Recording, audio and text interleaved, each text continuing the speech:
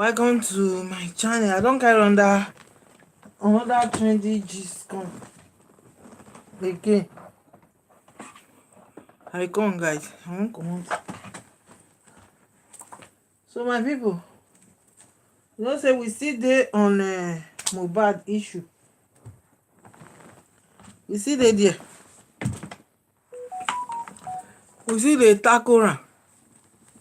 Everything concerning Wummi. How Wummi? Everybody knows say na Wummi na him kpai Mohbad. Wummi matter not dey easy, my people. Test. They went to the police. So my people, the latest gist wey me I hear right now, make I carry am come. Make una still make we gbenusi together. You understand? Make we gbenusi together for here. So make I play am, make una dey hear am by una sef.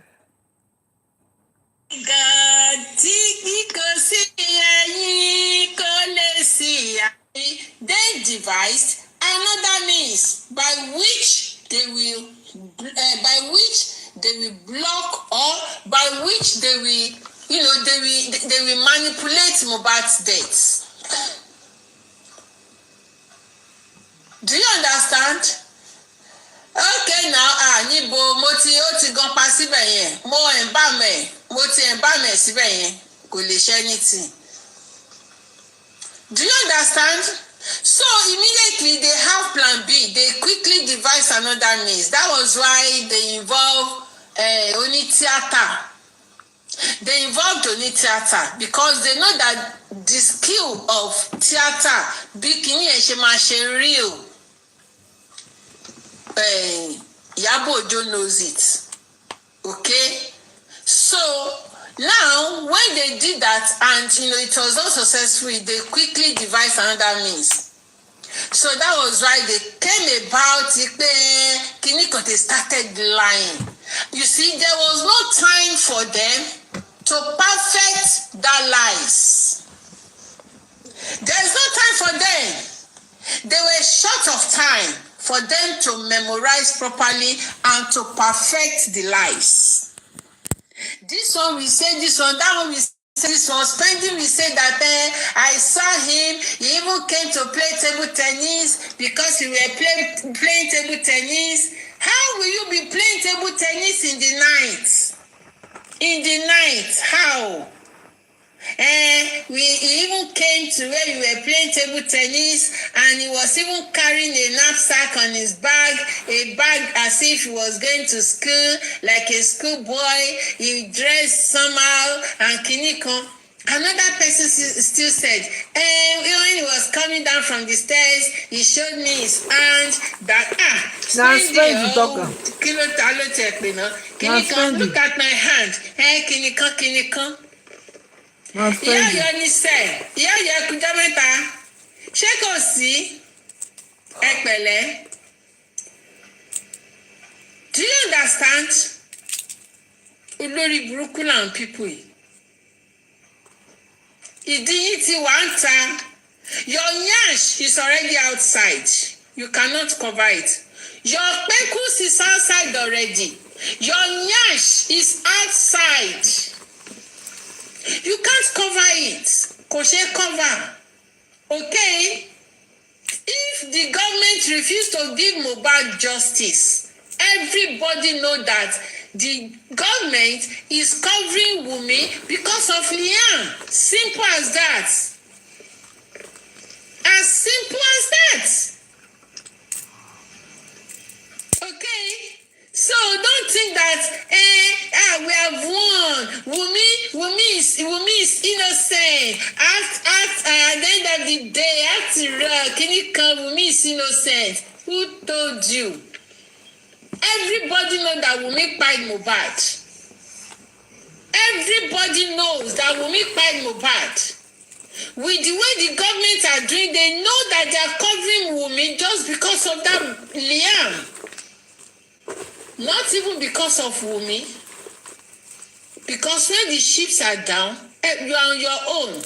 But because of that boy, they don't want you to be on your own. Because the immunity of that boy is still covering you. The immunity on Liam is still covering you as the mother. Olórí burúkú yín we are recording you kò ní dá fún yín. If you don't record me, ikú ló máa pa gbogbo yín tèmi. Tẹ́ ẹ bá record mi, kẹ́ ẹ kọ kí lẹ fẹ́ kọ, kẹ́ ẹ kọ petition. Orí yín burú. Wummi, ìwọ ló pa Mohbad. You killed Mohbad, and the government are covering you. The government refused to do the investigation of Mohbad, and the public is angry about that. Orí yín dàrú. The government refused to do the thorough investigation that was supposed to be done. We are talking that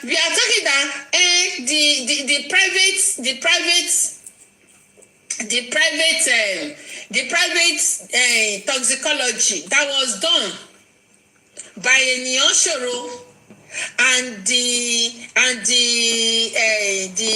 people that did it, the psychology, the what's it called?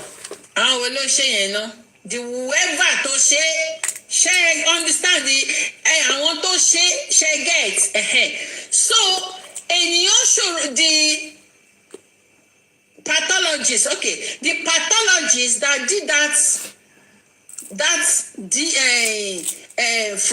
what's it called, the pathologist that did the test, they went to the police to request for some things. They requested for some things that they will use in carrying out that test. They refused. The autopsy of Mohbad was done by this Lagos State since 2023. They refused to release it. So how now do you now want the toxicology of this Eniyoshoro to come out nice, to come out accurate? How? So you guys have forgotten. You have forgotten that the pathologists requested for the police to give them autopsy. They requested for some things from this police. They refuse to give them. They refuse giving it to them. Why?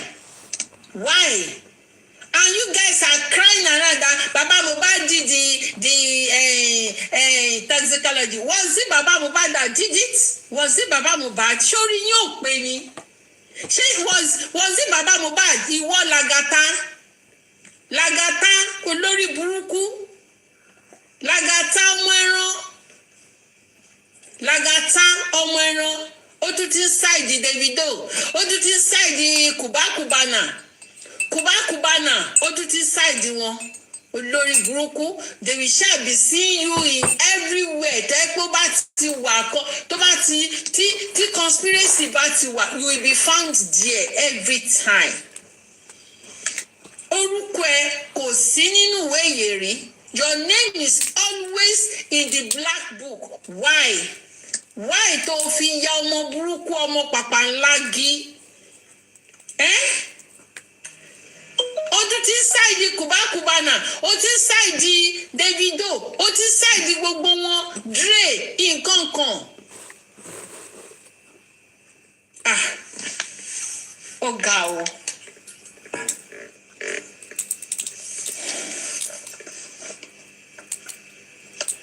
They now be saying, the toxical olórí burúkú, you this idiot, ìwọ Lagata, olórí burúkú gbogbo when you were siding and working for this Eniyoshoro, ojú fọ́ pé Eniyoshoro àti pathologists, they were the one that did autopsy, toxicology. Was Baba Mohbad there?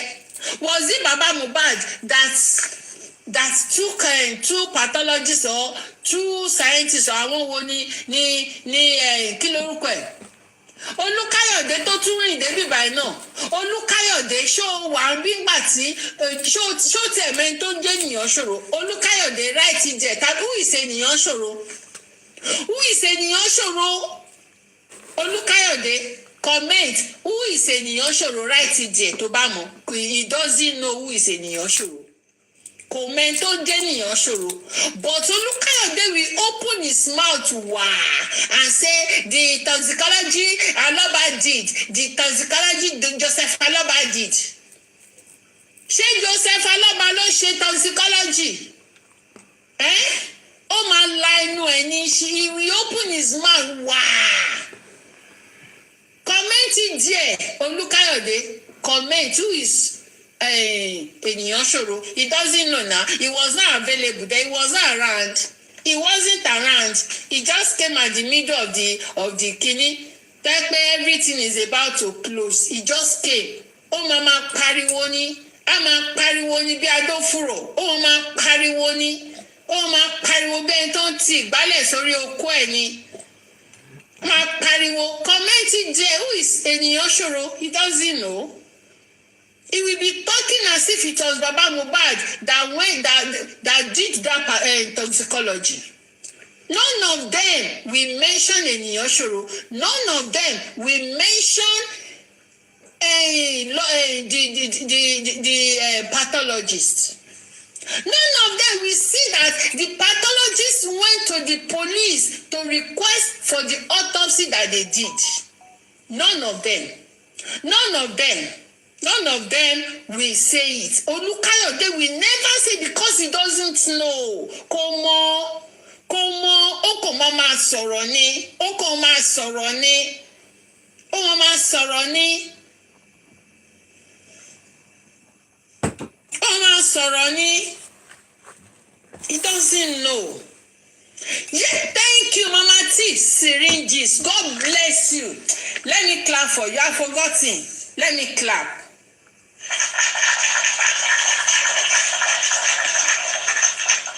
The police said we made syringes in Mohbad's house. That's when we got there. We made syringes and we packed the syringes as evidence. Kí làwọn ọlọ́pàá máa ń pe evidence yẹn ná? Ẹ jọ̀ọ́ kí ni àwọn ọlọ́pàá máa ń pe evidence? Kí ni àwọn ọlọ́pàá máa ń pe evidence yẹn ná? Well, they don't call it evidence. Please, what do they call evidence? Please, what do they call evidence? Exhibit, thank you so much. That was what those police said though, that we made some syringes, we made some kinikon, and we now packed them. We packed those syringes as evidence. Now, when pathologists, Baba Mohbad's pathologist, that ènìyàn ṣòro gave to Baba, pathologist said those syringes, Olúwa ni ó fi ṣe. They went to the police to collect those syringes so that they can do some forensic on it, so that they can know what has gone wrong or what the syringes were made for or what they've used it for. Lo and behold, Lagos police, they refused to give pathologists the syringes. So how do you now want the toxicology to come out successful? How will the pathologist know what has gone wrong? Yes, I killed my husband. Yes, I killed him. Kí ló tún kù? Yes, I killed him. Yes. Okay? So just má yọrẹ lẹ́nu. Config kill the husband. Okay? Don't just bother yourself. Tell me, orí ẹ̀ burú. You don't. I will not even answer you again. Please mute her. Ó fẹ́ distract mi ní kí n padà sẹ́yìn. Orí ẹ̀ burú ìwọ tó kọ́ yẹn. Màá fún ẹ lépè and I will continue. Okay? Orí ẹ̀ ti dàrú. Ọwọ́ ẹ̀ tó fi kọ kọ́mẹ̀ntì sí bí wàá fi ọwọ́ yẹn wàá fi gbé ọmọ sí wàá fi gbóògùn jẹ. Let me continue. So why is it that the police refuse to give those pathologists the injections, the syringes? Why? Ṣé Olúkáyọ̀dé Adití Ṣọlákẹ́ olóhùn kọ̀ǹkọ̀ tó máa parọ́ ó máa dún ni ó máa dà pé wọ́n tẹ̀ mọ́lẹ̀. That Ṣọlákẹ́, if he dey talk, e go be like say person dey use leg dey match am, like if dem use leg or if dem use shoe match your that small toe, the smallest toe, the last smallest toe, if dem use heel, if dem use shoe heel, if dem use am match that small toe wey you come na so Olúkáyọ̀dé dey sound if e dey talk. Olúkáyọ̀dé ṣé tiẹ̀ ò di? Olúkáyọ̀dé ṣé etí ẹ̀ ò di?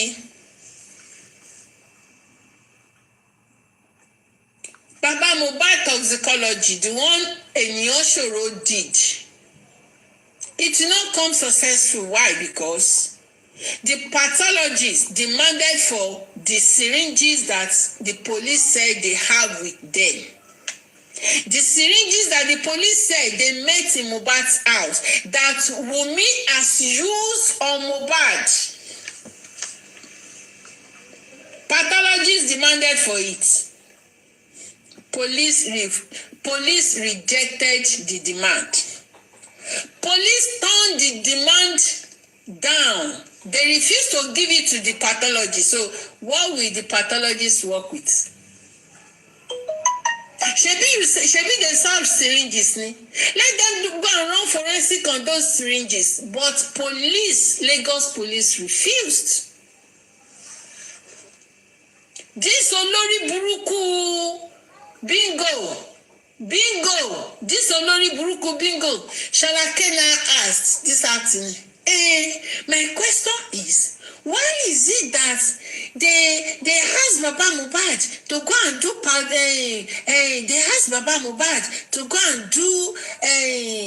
what's it called, toxicology, and the same thing Baba Mohbad did not do it well? Why is it that they did not do it well?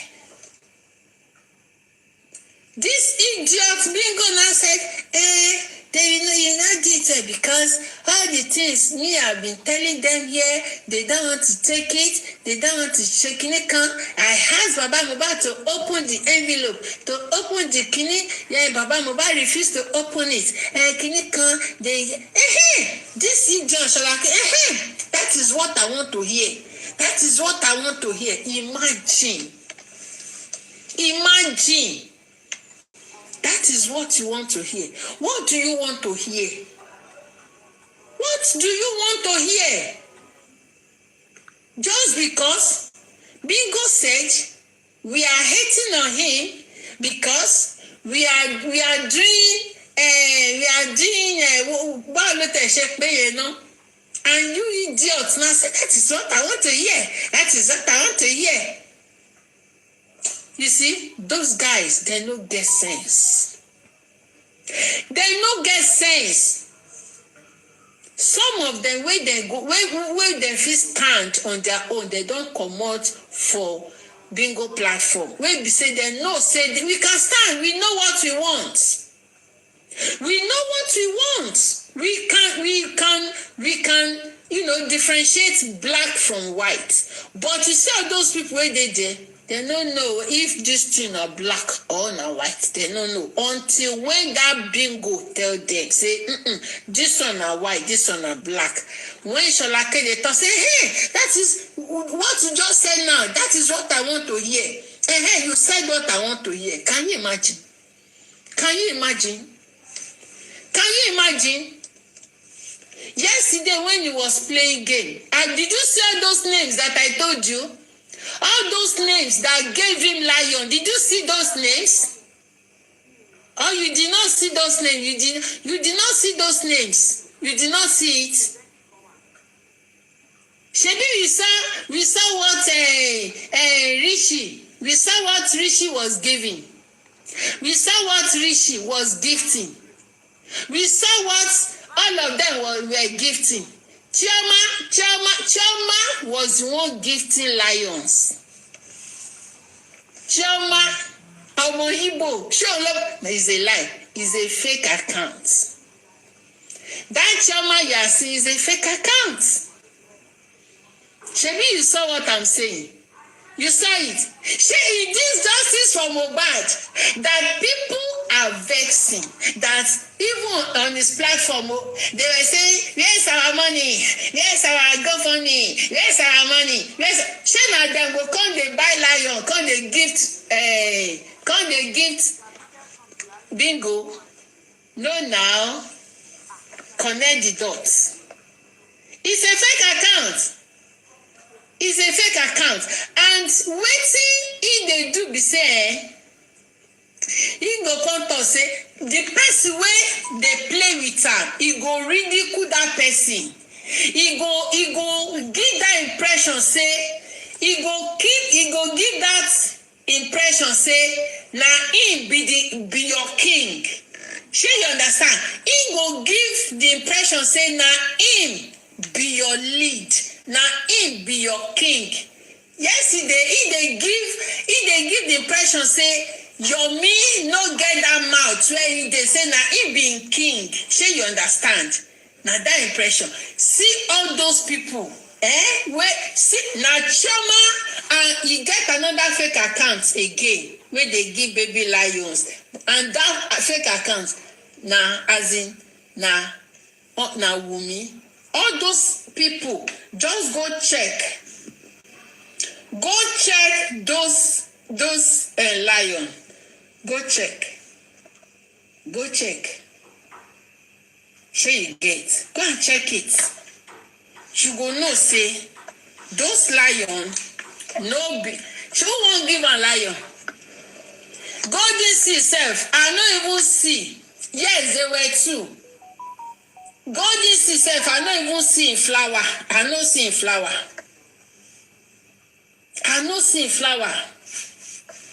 Do you understand? Now Wummi gift and lion. All of a sudden lion. Wow. All of a sudden lion. For this justice, na lie. You can dey talk say, na me know the truth. Na me sabi the truth pass. Na because na me dey speak the truth. Na because I sabi am. You see? People know say I still dey speak the truth. People know say I dey talk truth. You see? He is just cashing out. This December, he go still play another match. But you see Yomi no, he no concern Yomi o. He no concern Yomi. Shey you get? Because Obembe ko bembe, Yomi will take it wholeheartedly. Obembe ko bembe, Yomi go take am. You see that 80,000 coins? Yes, times 3. Yes.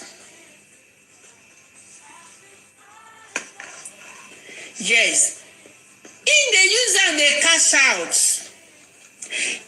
Because no be say I no fit play game. I'm not jealous of you. Even when justice for Mohbad was still okay, when he never cast like this, I know play.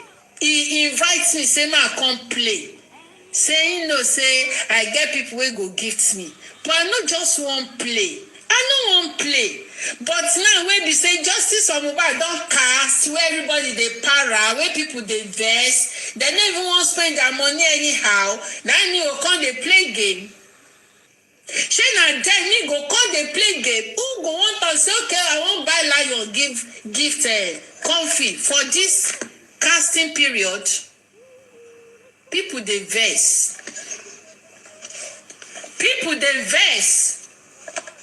So na who go abeg. That boy, he just dey cash out. He go still do another one. And he go call Yomi go follow, because O bembe ko bembe. Yomi, Yomi no mind. Though that number where they see na times 3, sure you get. And these people, they go comot their own. You see that times 3, no be money, oh. Now just fun of it. That's 200 plus where you see no be the money, as in no be the total, no be the money. The TikTok go comot am. That times 3, no be their winning some, no be their money, no be money. Sure you get. So you see. Yes, it's not real. Now just for the fun of it, say you win, say now you win the game. Now just for the fun of it. TikTok no be real this thing, no be real money. Sure you get. And then what I just wanted to know is that those people with the gift lion, Chioma no be justice for Mohbad. Chioma, you dey hear Chioma? Shey you dey hear Chioma? You hear Chioma for this justice? So na so e be. Na so e be. Igbo no dey spend their money like that. That's even this girl sef wey be say she dey spend her husband money go sef. That one wey Sazot, wey be say the money wey her husband give am say make he hold.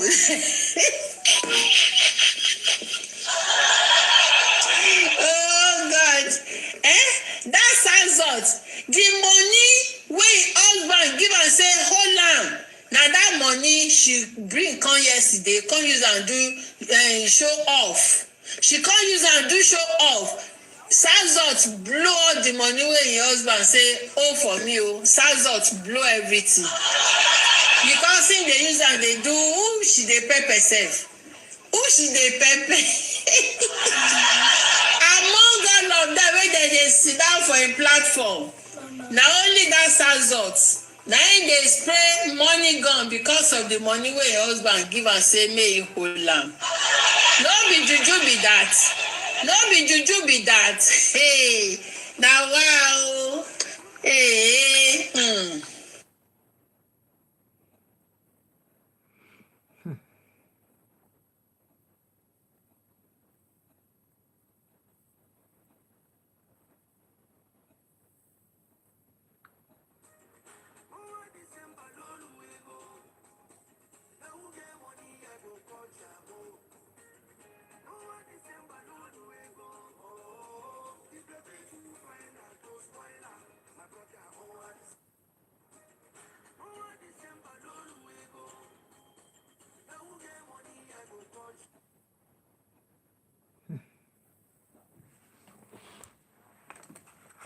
Which kind? I been on the say this in the Hello. Wùmí ló ń sanwó fún. Wùmí ló ń sanwó fún. So tani o mọ kàn fi ẹran sẹ́nu kan wá tì. Do you know why he's collecting payout? Guys, this is my apology fee. Do you know why he's collecting his pay through that gift? He doesn't mind. Even though the gift does not pay. He knows that gift does not pay. Converting owó tó yẹ kán fún sí gift, he knows it does not pay. Because ojú lásán ló fi rí àwọn kinní yẹn, àwọn figures yẹn, because times 3 òun ló máa jẹ́ kí figure yẹn rise. Ṣé you get? Lẹ́yìn tí TikTok tí wọ́n bá yọ times 3 yẹn, tó bá ti yọ fake figures yẹn kúrò, ó máa kù títí ẹnìkan gift tó gbà yẹn. Wọ́n á ṣẹ̀ wá dá sí méjì. TikTok á ṣẹ̀ wá yọ títí wọn. So it does not pay him. Kò pay ẹ̀. So he will even prefer that owó gbogbo láyọ̀sì tí wọ́n rà yẹn kán kúkú wá kówó yẹn kán send ẹ̀ sákàǹtì. It will pay him. But because he does not want them to have his information with them. That was why ló kàn ṣe gbà kámú. Ó gba kámú gift yẹn bẹ́ẹ̀. Because ó bẹ́ẹ̀ kò bẹ́ẹ̀ ara ẹ̀ náà ni ara Fani Fatima wà. You understand? He knows that kò pay ẹ̀. Short ye. Oh, prefer close it. I said close. This is the time has gone. Please close it. Close it. He prefer to collect the money. Short ye emoye ton fi ra won lion yen. Share get. Tó bá kú kó owó lion yen kon send e account e. Et understand? Ó máa pay.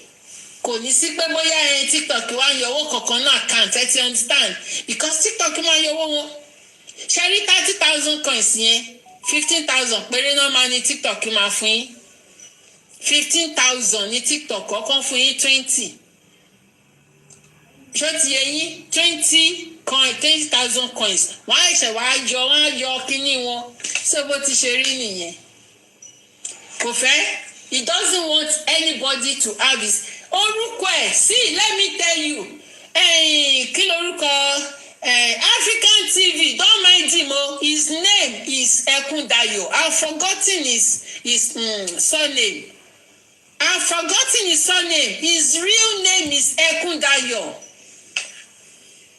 Yes, he doesn't want them to have they doesn't want them to have his name, his account details. He doesn't want them to even know anything about him. Kọ́ńkọ́ máa rí lórí kinní nìkan ni. Even tí wọ́n bá fẹ́ fún ní owó gan tó bá ní pé kinní kan tó bá ń tọrọ owó there was a time he was begging for owó data lórí kinní ẹnìkan wá ní I will give you money I will ṣe gbá ìwòsàwò ó wá ní ṣé it's true you want to give me yẹn ní yes thank you ma yẹn wá ní yes pé kinní kan ó wá ní give me your account ó wá ní no I cannot give you my account but I will send somebody's account to you. Say okay let's talk in there. Share to get so he doesn't want that. Nǹkan tó ń ṣẹlẹ̀ yẹn ló ṣe convert sí gift fún. Ṣé rí ogbó gift tó ń gbà yẹn? Ògúngbèkè. Ẹkúndayọ̀ Ògúngbè. No, kò ń ṣe Ògúngbè. Kò ń ṣe Ògúngbè lórúkọ ẹ̀ o. No. Kò ń ṣe Ògúngbè. Mo ti gbàgbé orúkọ ẹ̀ nígbà mo ti gbàgbé orúkọ ẹ̀ his name came out there. Ìgbà yẹn ni bọ̀bọ́ yìí tó ṣiṣẹ́ sí orúkọ ó ṣiṣẹ́ sí gidi ó ṣiṣẹ́ sí orúkọ ẹ̀ ó wá jáde ní country ibi tó lọ ń gbà yẹn tó gbé jáde ẹ ti get Ògúngbè kọ́ mo ti Fábíyì no kò ń ṣe Fábíyì no kò ń ṣe Fábíyì mi rò pé Fábíyì ni. Mo ti gbàgbé orúkọ I've forgotten the name I've forgotten his surname. Shewa good evening Edenika how are you doing Amaka. Olè lọ́mọ yẹn olè baba ńlá olè lọ́mọ yẹn baba ńlá olè bó ṣe ń tọrọ owó lọ́wọ́ PS torí pé mo ló ń tọrọ owó lọ́wọ́ PS kò dẹ́ ṣe mí everybody ló gbọ́ bó ṣe ń tọrọ owó lọ́wọ́ PS ó wá lọ ń gé oríṣiríṣi mọ́ PS pẹ̀lú èmi mọ́ PS èmi tọ́ orí ẹ̀ burú ṣé rí pé mi ò kúkú sọ̀rọ̀ I didn't say anything because orí ẹ̀ òun ló burú kò lọ́wọ́ ṣe editing your editing cannot take you somewhere it cannot okay ọmọ àlè jàtìjàtì so what else kí ni mo ti fẹ́ sọ̀rọ̀ lé lórí okay Emma you can send your request if I remember anything I will talk about it then Pella ṣe rí Pella kí lẹ máa sọ sọ̀rọ̀ Pella ṣé ká sọ wípé torí pé Pella ó ti ní nǹkan tágbà ní ṣé ká sọ pé torí pé Pella tètè ní nǹkan tágbà ní ló ṣe because kò yé mi ló ṣe ń fi ayọ̀ kún why tó ṣe máa ṣe sọ pé ó fẹ́ parẹ́ why will Pella say he wants to take his life just because of Jarvis why and ìwọ ìdẹ̀rẹ̀ you are not matured Pella is never matured. He needs to grow up. He is not matured at all. Kí ló dé? You are not matured. Ọmọ yìí at times when they are just doing their rubbish on TikTok, the girl will just be like, pé kí ló ń ṣe bọ̀bọ̀ yìí ṣé mọ̀ ó máa ń wò pé kí ló ń ṣe bọ̀bọ̀ yìí very childish èmi ò rí jọ́ kankan serious but at times a máa try àti máa sọ English lẹ́ẹ̀kọ̀ọ̀kan kì í ṣe pé kó máa every time ni kó máa ṣe content ló ń create pẹ̀lú bó ṣe ń speak English yẹn ni àbí that's how he speaks at times you should be serious. Tọ́ba náà bí function náà bó ṣe máa ṣe bíi pé tó ṣe máa ṣe sàwọn English content yẹn nìyẹn ṣé that's how he speaks his English ni àbí content ṣé everywhere ni wàá ti máa ṣe content ni. Look at the way he was doing now àwọn road safety ń sìn. Yes, I know that's his content. I know that's his content, but it's not everywhere. Lẹ́ẹ̀kọ́ ti máa sọ àwọn English yẹn. Not everywhere. At least ìgbà mi ò máa wà níbi function tó máa wọ suit pa tí wọ́n máa jọ tí wọ́n máa. Yes, it's money drunk, honestly. At times wọ́n máa wà ní function kan tẹ́ pé wọ́n máa wọ suit tó máa ti dì pa tẹ́ pé that one is on a serious business. Ṣó ti yẹn tẹ́ pé ó yẹ kán serious. Ṣé mọ̀? Jarvis, you want to be serious, you want to look cute, you want to ṣe mọ̀ pé ó máa fẹ́ wà pẹ̀lú bébí ẹ̀ kánjọ wà okay, but a máa ṣe content níbẹ̀, you be doing content, gbogbo kíní ẹ̀ gan máa irritate ọmọ yẹn, you know the girl is more mature than Pella. Jarvis is more matured than Pella. Yes, he needs to grow up. Tẹ́ bá ti wà níbi function tẹ́ pé serious business, then you put on your serious self, your humble self, put it on, because all those things so man irritate ọmọ yẹn. Yes, Davis is 24 and the guy is 20. Fine, the lady is older than him, but shemo one match up bọ́n ṣe wà yẹn one match up, they are okay, both of them are okay. Tẹ́ bá wà ní the content yín when you are on your TikTok creating your content, everybody knows you for that. It was because of your English, your content, your didere that you are doing that makes them to follow you, because on TikTok you don't need to be serious. You see, you don't need to be serious. You have to be doing some things that will make people to be, to be attached to you. To be, you have to make people be attracted to you. You have to do silly things. On TikTok, you are not meant to be serious. You are not meant to be serious. That's how at times when I do what I'm doing, when I say what I'm saying, do some things. English, I'm creating my content. On TikTok, you don't need to be serious. I need the English on TikTok. If you want to be a content creator on TikTok, you don't need all those seriousness, all those official something. No, you don't need that, because somehow are boring. When you are too serious on TikTok, you look boring. Some people need, because mostly in Nigeria, you are bored. They want to laugh. Even in abroad, people have gone to work, they just want to lie down on their bed. Maybe after okay. They just want to lie down on their sofa.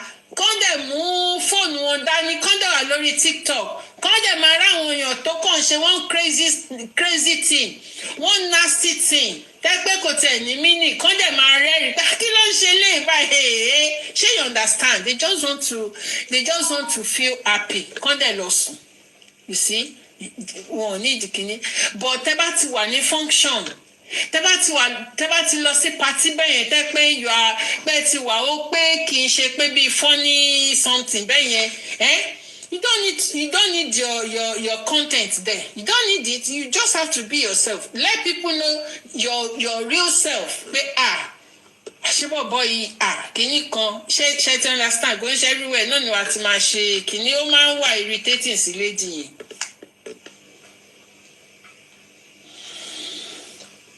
So that is it. The story, Jarvis, you said you want to buy yourself. Don't buy yourself, Don't buy yourself. If you see so many comments, guys that want you to buy them many because they want to go for that Jarvis. Yes. So many guys. Kí ló tún wá ṣe? But what are you still looking for on this earth? Why have you not gone?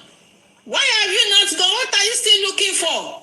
There are many that said you should buy. They want you to delete yourself because they want to have that Jarvis to themselves. Wá rí Jarvis, wá sọ pé kinní kan. And you are not serious. You don't want to grow up. It's better you grow up. You are still a kid. It is better you grow up because people want you to buy. We know they do justice, so we know they do justice. Anybody will buy. Now, road safety don't come out now. Road safety come outside say then go sanction am. Road safety, they say then go sanction am. Let me even read it. They say then go sanction am. Say which kind of nonsense be that one? You dey on TikTok, you dey drive, you still dey do this thing. You dey drive, you still dey do content, you still dey on, you see? The Corps Marshal has directed the Lagos State Commander to immediately activate all necessary process for the prosecution of Pella for reckless driving, use of phone while driving, and distracted driving. In accordance with the extant traffic law, the FRSC heard our voice. Now the police must do the needful and get Pella arrested for attempting to take his own life, which is against the law, section 327 of the Criminal Code, punishable by 1 year free stoning beans. Nigeria is a country of law and order. Ignorance of the law is no excuse. You see? Yeah, it has to be done. He has to be arrested. He cannot do that in UK. You can't do that in UK. You see? That was why he went to US, to UK the other time. He went to UK the other time. Look at what it was. He was shouting in the house. You think what you are here? You cannot shout anyhow in your house. Fine, it is your house because they will think you are in danger. They will think you are in danger. Your next door neighbor will call police on you. Okay, they will call police on you. I just don't understand this boy. You will just be misbehaving anyhow. Now wow. Yeah, the vibrant coffee. Yeah, I greet everybody in the house. Concerning Pella. Okay, before Pella, PDS, whenever PS is most.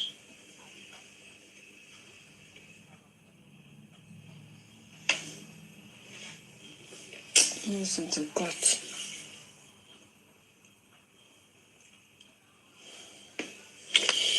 Verdiene bis zu 3.500 Euro mit deinem Video über Autos. Illegal should deserve my apology. Alexa, put music. Reproducing this music disco. Illegal should deserve my apology.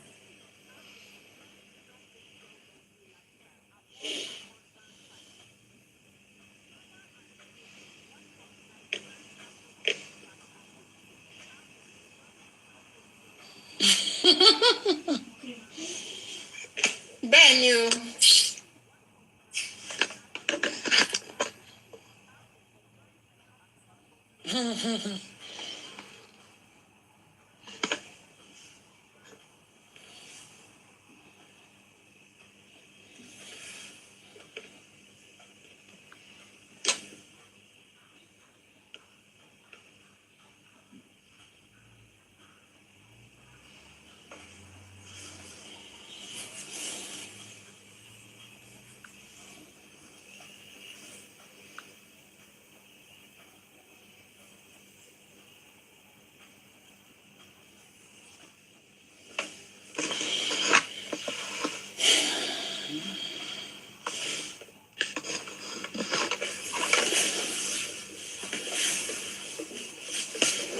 Fine bomb.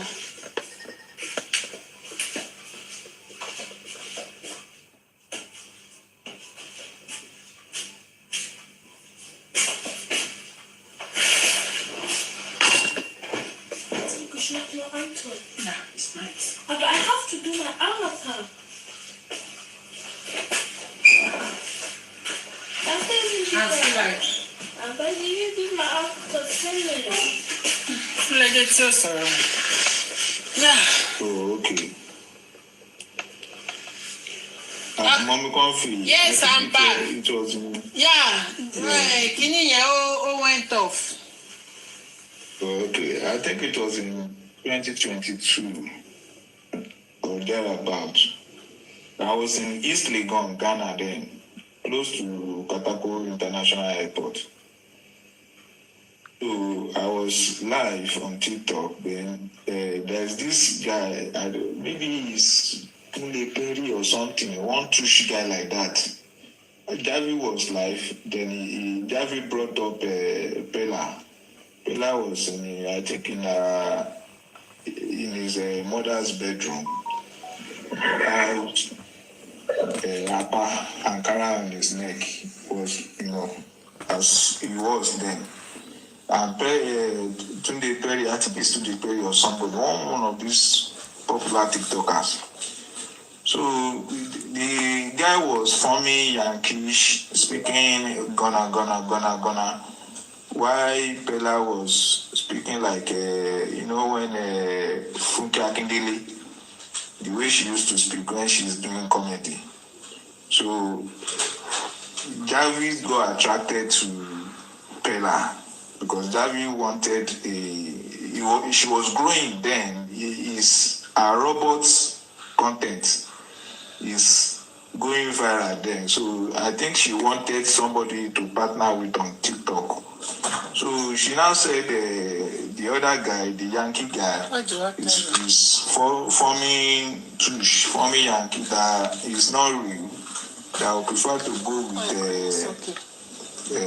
Pella. So subsequently, Javi started bringing Pella up on a live show. So people now, that was the catch, like a glitch, something like niche. That was the catch for Jarvis. People were wondering, this beautiful robot girl, how can she go for this tattered guy? So people became interested in whatever they want to offer.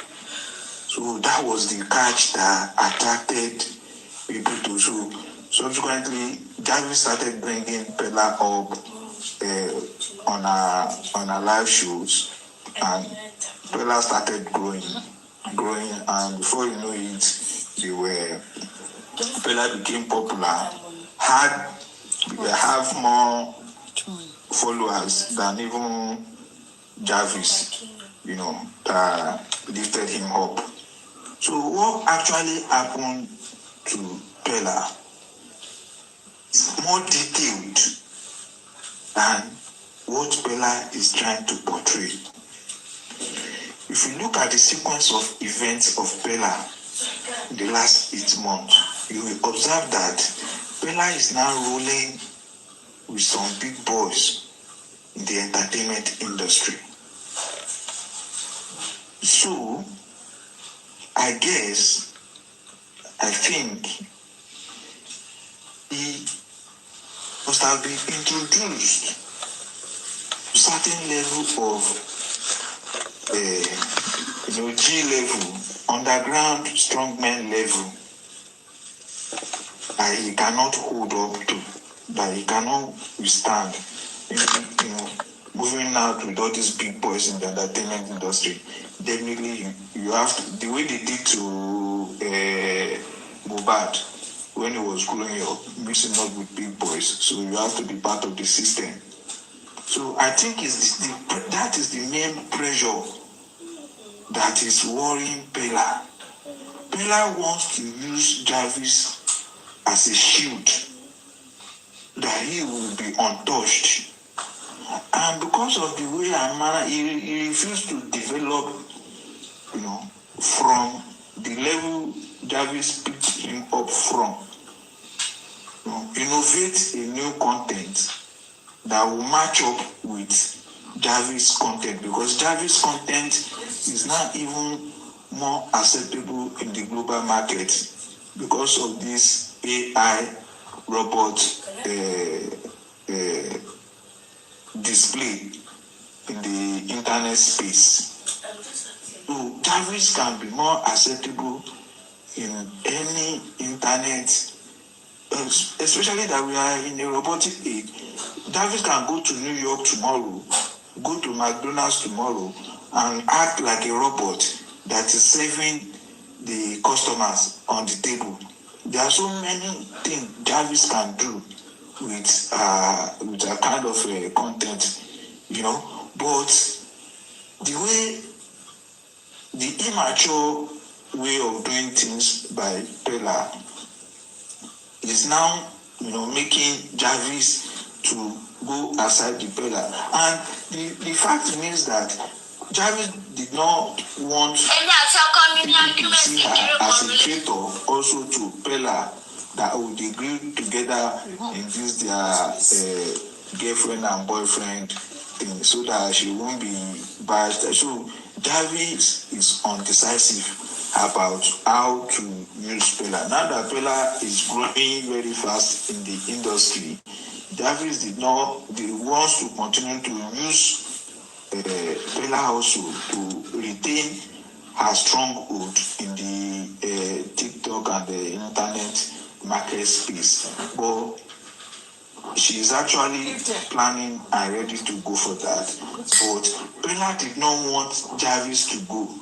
The love Pella is showcasing that he has for Jarvis is just the fact that Pella wants to use Jarvis as a shield against the big boys, so that she won't be, it won't be easy for the big boys to lure him into the underground G level that, maybe, putting forward before him.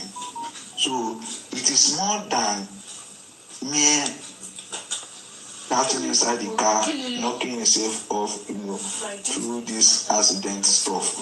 It is more than love. It's not really love. Okay, how could you so much love somebody you want to go and commit suicide? Someone you have not.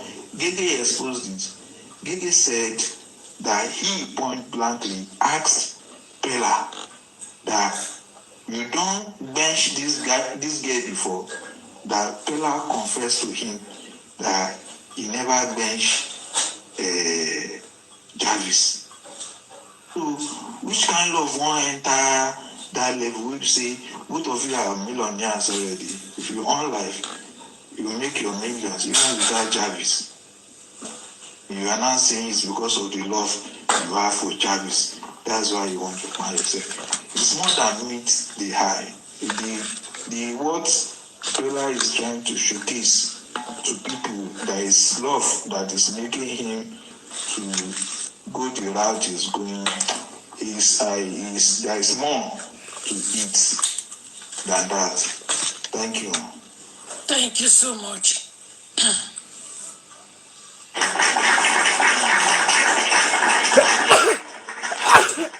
Thank you so much. That I want to believe maybe something like that. Because I don't know. Pella is so obsessed with Jarvis. Obsession, yes. And this Jarvis, though I don't know, because Jarvis is a multi-talented lady.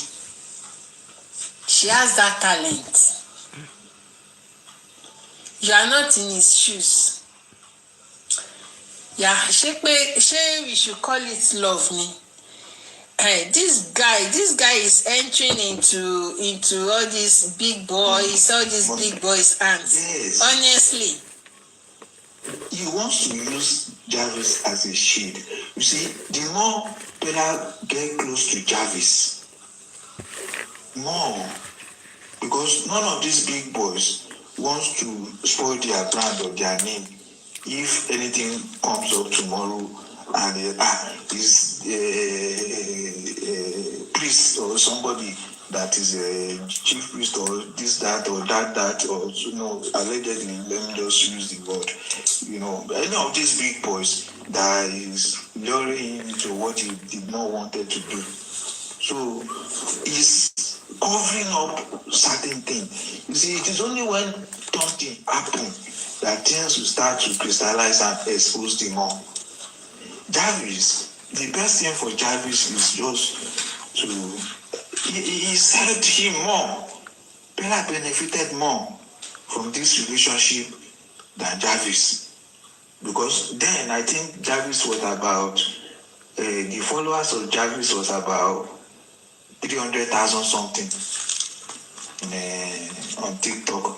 While Bella was about 2,000 or 3,000, less than 10,000 followers. Bella, when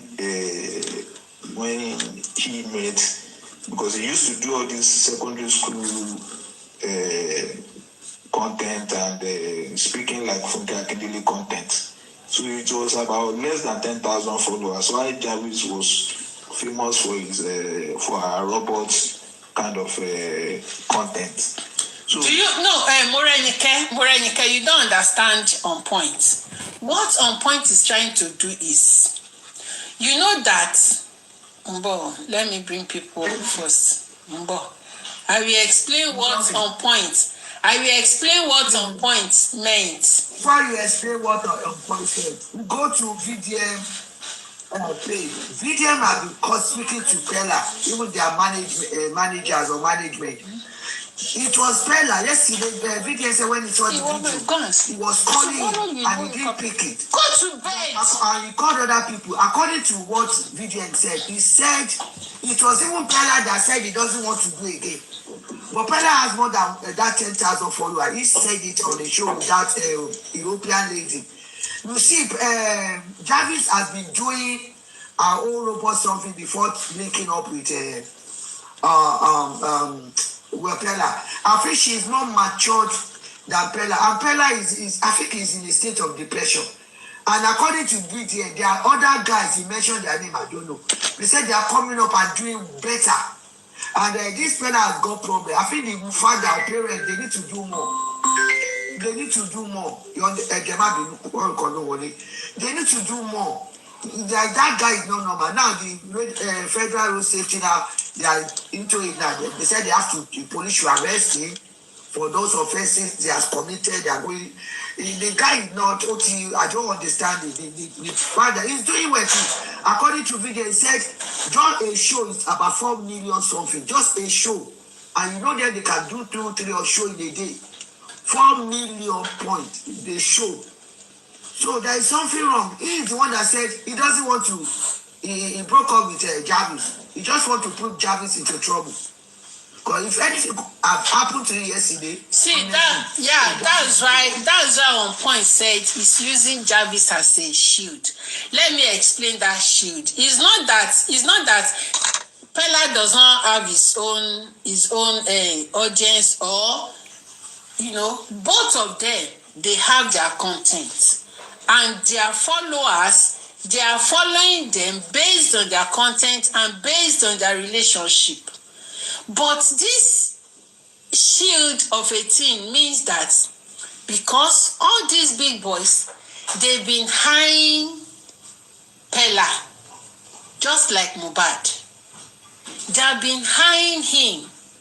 And Pella, because this lady, maybe he has been trying to, they've been hiring him, he has been their boys, maybe they've been showing him some things that maybe his brain cannot carry it.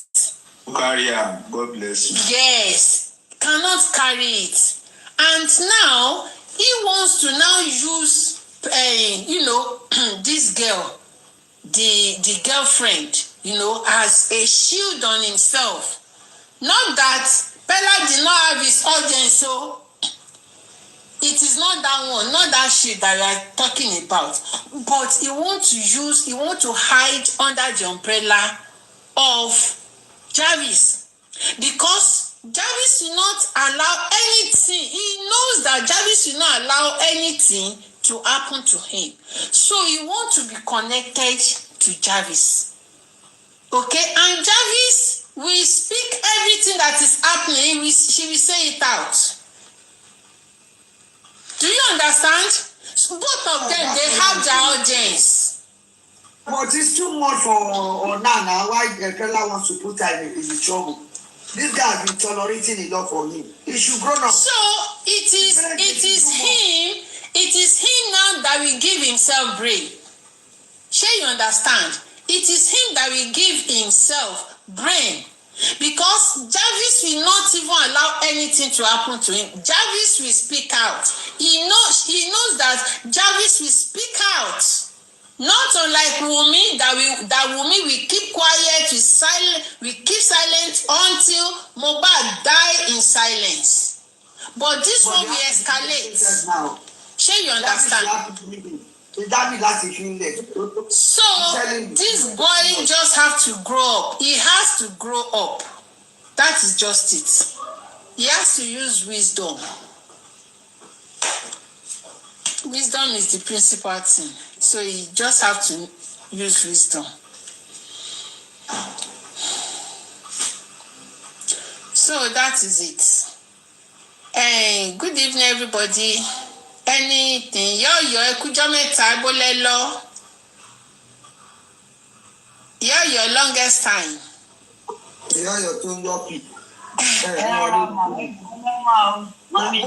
Yes, you need therapist. Only the therapist. Yes.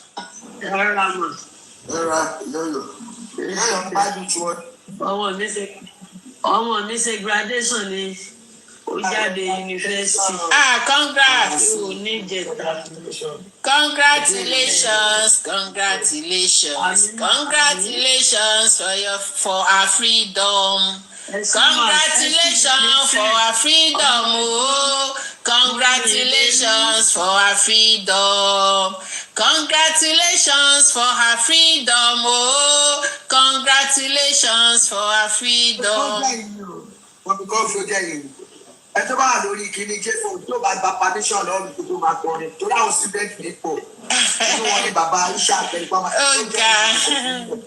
ẹ láti take permission. Jarvis is not educated now, more educated than Wummi Oníṣàwámà olóbùkún mà nìyẹn. She's not educated, she's educated and talented, full of wisdom, full of. Ẹ kalẹ́ o. Ẹ kalẹ́ máa ọ ẹ kújọ́ mẹ́ta máa ọ. Merry Christmas o. Same to you in advance o. Ọdún ti bẹ̀rẹ̀ o, àmì o. Ẹ kalẹ́ everybody on the panelists. Congratulations ìyá Ọ̀yọ́. A fi ṣoríire o lágbára Ọlọ́run. Òun náà fi lọ́mọ lọ́wọ́ o lágbára Ọlọ́run. A dẹ̀ fi ríṣẹ́ gidi, a fi tọ́jú yín dọjọ́ ogbó. Congratulations. Ọ̀rọ̀ boy yìí torí mo comment lórí Instagram. Ṣé rí mo rí kíní màmá ẹ̀ òun àti màmá ẹ̀ jọ ṣe wọ́n jọ wà lórí TikTok níjọ́ kan.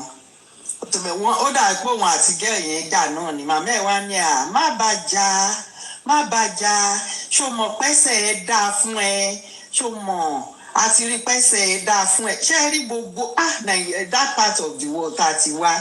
Ọmọdé ìyá ẹ̀ gan ọmọdé ni ṣé irú nǹkan bẹ́ẹ̀ ló yẹ kó máa sọ ṣó yẹ kó máa sọ bẹ́ẹ̀ àwọn èèyàn wọ́n ti sọ pé owó ìyá ọkọ bọ́ǹbìtà ṣó yẹ kó sọ irú nǹkan bẹ́ẹ̀ yẹn.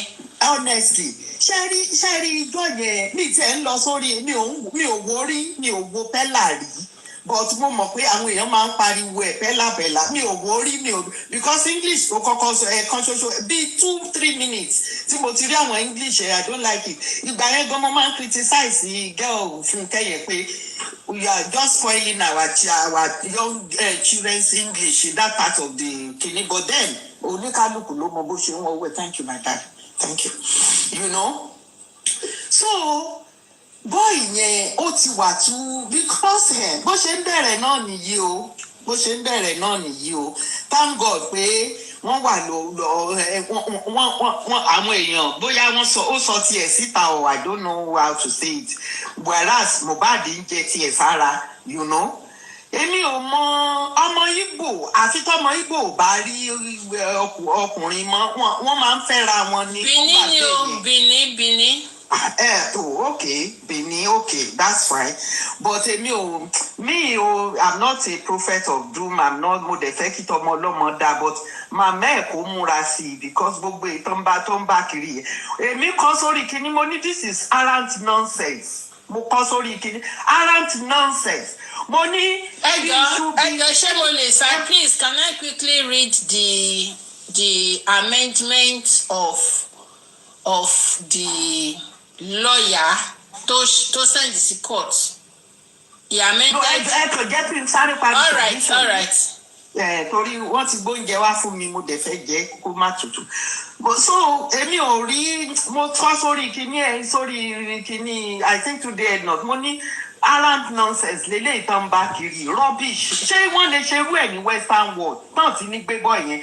Mo ní if not for his own life for other road users sake. Mo ní this is arrant nonsense rubbish. How old ni tí gbogbo àwọn kan sọ pé ìfẹ́ what love àwọn ọmọ tó ṣẹ̀ṣẹ̀ ń bẹ̀rẹ̀ love gan wọ́n máa ń tẹ̀ jẹ́jẹ́ ni kò ń ṣe love àdójú kú báyẹn. What is all that? Ó fi ń ṣe shield kò fi ṣe shield what shield?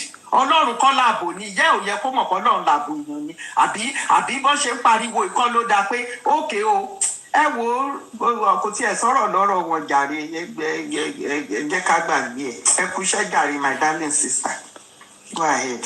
Thank you ma. Nígbà tí màmá ọmọ ń sọ pé má fi sílẹ̀ má bá jà tí o mọ̀ pẹ́sẹ̀ ẹ̀ dáa mo wo life ni kò ń ṣe pé wọ́n sọ pé.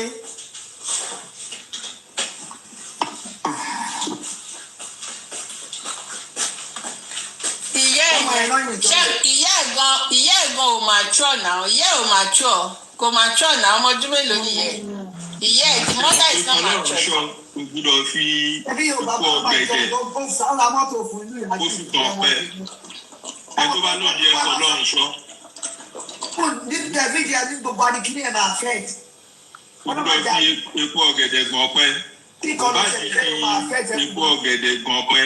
mo ti ẹ̀ rántí kókó bí ọ̀rẹ́ VDM sọ pé tó bá lọ jẹ́ pé skit ló ṣe pé àwọn afojú ẹ̀ rí èèmọ̀ pé tó bá lọ jẹ́ pé skit ló ṣe lásán. nígbà yà má sọ bẹ́ẹ̀ àwọn lórí federal road safety kan ti step-in ó ti wà lórí kìíní sí. àní mo wà lára àwọn tó comment say because of other road users it will be taken out of the street. Irú nonsense wo nìyẹn? Ọmọ ọlọ́mọ kò fẹ́ fi sí wàhálà àwọn èèyàn máa hẹ́ẹ̀tì ọmọ tó ń pè jáde sí ẹ̀ kí ló dé wọ́n dẹ̀ lóhùn ló sọ pé òun ò ṣe mọ́ òun bí dẹ̀ náà find out. Irú nonsense wo nìyẹn? There is an underlying effect. Àwọn ọ̀dọ́ tí ní lọ́dà gba àwọn méjì kan pa àwọn náà ti ń gùn. What do you say? There is an underlying effect. Anyway, just as far as I'm concerned, they have enough followers to be on their own separately. Ìyẹn kọ́ ni wọ́n sọ pé followers ṣe separately ọmọ yìí ti ṣe kọ́ ẹ̀ tẹ́lẹ̀ náà ó ti ṣe kí ni robot ẹ̀ kó di pé òkè wọ́n match fine wọ́n kí ló fẹ́ dá wàhálà lẹ̀ fọmọlọ́mọ lọ́rùn sí ìyẹn ó dẹ̀ ṣe ọ̀ ń bá sọ̀rọ̀ ni ó lọ jókòó òun nìkan ni ìyẹn máa rìn tó bá jẹ́ sí. Now, about 30 million followers is a big market for Pella. But there is more. There is more to it. There is more to That's what I'm saying. That there is more to it than all this love dove thing. There is more to it. It should come out, it should, On point, only my mate is on your way. màmá ẹ̀ ní rí fáwọn rí pé ẹsẹ̀ ẹ̀ dá àwọn wò ẹsẹ̀ ẹ̀ dá that's the koko. àlọ́ òun ló tún lọ ọmọ yẹn ni ẹni pé ọmọ yẹn wọ́n náà mọ̀ ní sáré lọ sọ hospital lọ́gbà ọmọ yẹn ò lè bá ṣe skit pẹ̀lú nọ́ọ̀sẹ̀sì tó ṣe yẹ. òun jẹ́ ó ti bẹ àwọn kìíní kọ́ ya mú ọmọ yẹn kọ́ separate wọn àfi that's the best. ṣẹ́rí pẹ́là kò improve lórí content tó ti wà láti ilẹ̀ unlike Javi improve. I saw a movie, a short movie by Javi. I think the movie is about 10 minutes or so. Tẹ́ bá rí movie yẹn ṣe ló dàbí Hollywood ó dàbí pé California náà ti há ti movie yẹn. It's a robot this thing ó dàbí bí àwọn Voltron tó ń fẹ́ bára wọn jà. Very classy world class movie just like 10 minutes to make sense. Ó improve lórí ara ẹ̀ but Fela will improve lórí ara ẹ̀. Fela ṣẹ̀fẹ̀ ó sì fẹ́ máa lo oró. Point ó fẹ́ fi uneducated boy compare uneducated girl ni kò jọra wọn náà. jọra wọn jàre kò wé kọ́mọ kò bẹ́ẹ̀ lọ ló ń bá ìgbò sọ̀rọ̀. bẹ́ẹ̀sì ni pé kó wà lórí ọwọ́ ẹ̀ nǹkan tó lè mú Fela with 30 million followers tí ó lè wà lórí ọwọ́ ẹ̀ with 30 million followers. òun náà ló sọ pé ìwò òṣè mọ́ ló wá lọ ló bá ní àgẹ́lẹ̀ ìdá òun nípa mílíọ̀nù ti fi ṣe skit yẹn. 30 million followers where some people are even struggling to have followers. ṣe rí skit tí kìíní fi ṣe sàló ẹ bá rí rubbish tó fi ṣe. àtẹ bá gbọ́ ti pa mílíọ̀nù ìyàwó ìlú bá jẹ́. sàló yẹn omi ìmọ̀bí tó ti rí voice òbátan tí ó ní ohun Jarvis nìyẹn ìyẹn ṣe.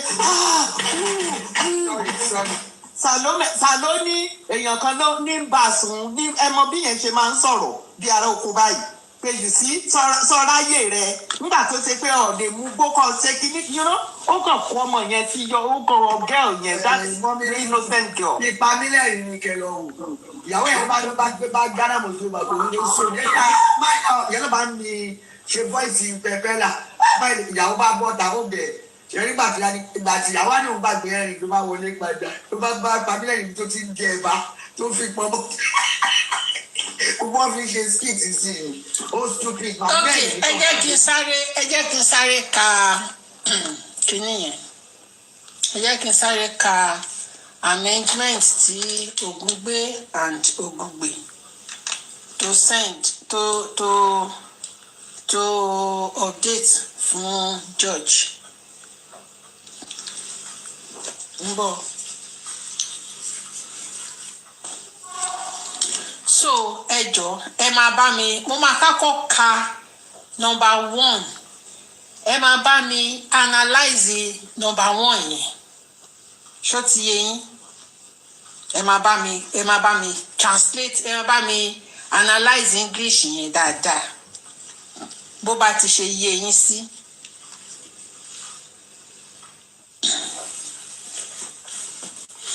Okay. On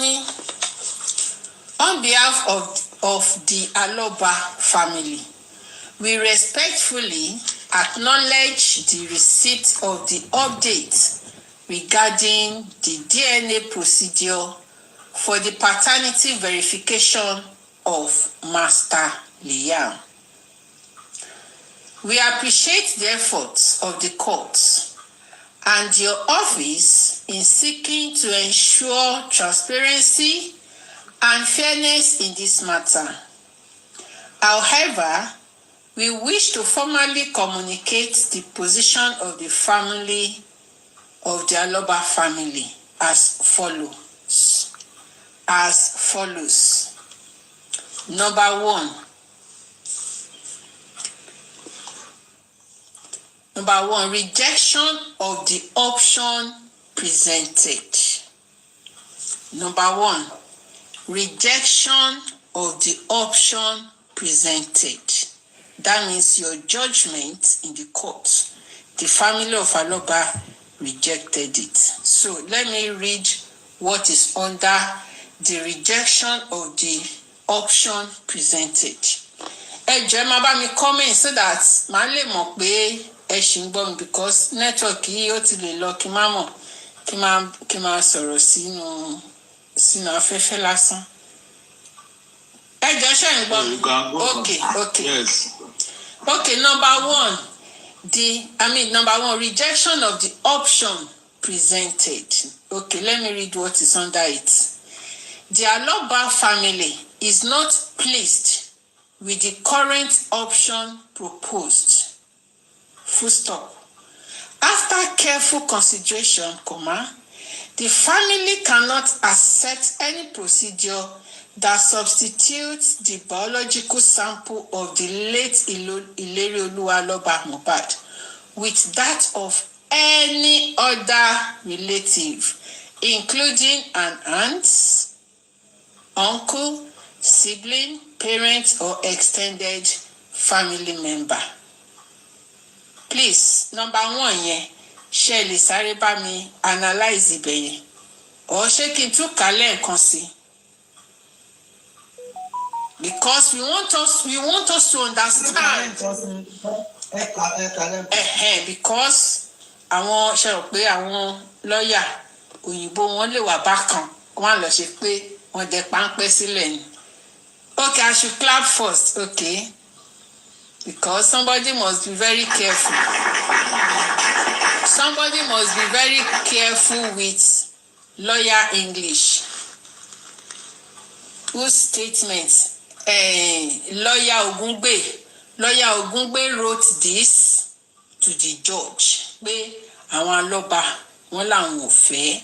So let the point. Number one, rejection of the option presented. What you told the Aloba that the option you have for them, they are rejecting it. So what is under it is the Aloba family is not pleased with the current option proposed.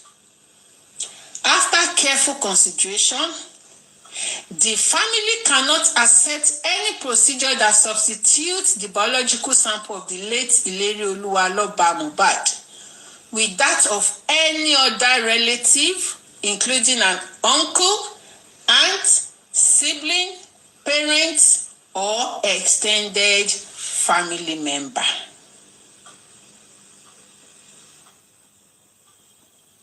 That's on point. That rejection is on point. But I would like to see subsequent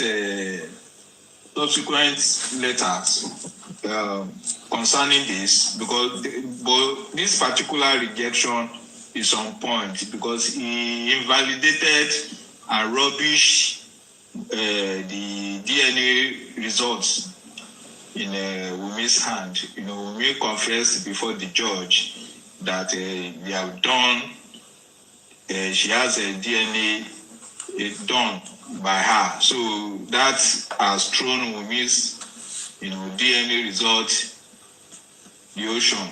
I think that one is on point, but I would like to see the subsequent one. If there is going to be any adjustment or criticism to be made on it.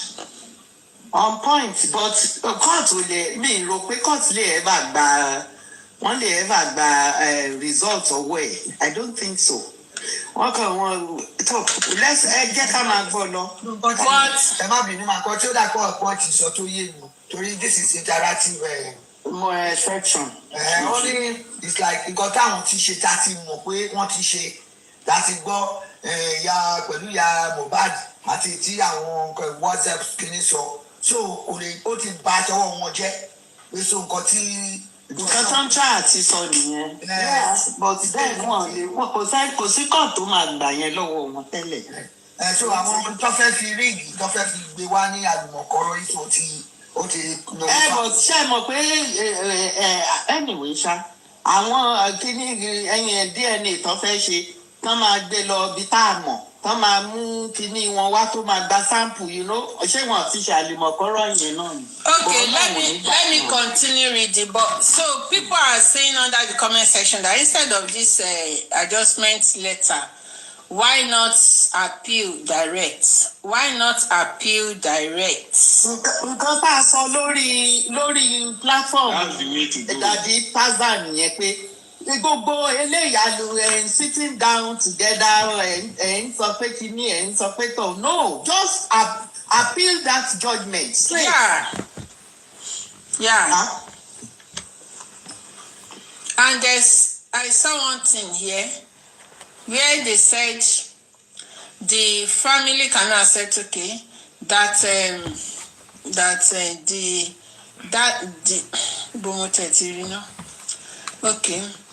they cannot accept any procedure that substitute the biological sample of late Ileri Oluwaloba Mohbad with that of any other relative, including auntie, uncle, parents. What does that mean? What does that part mean?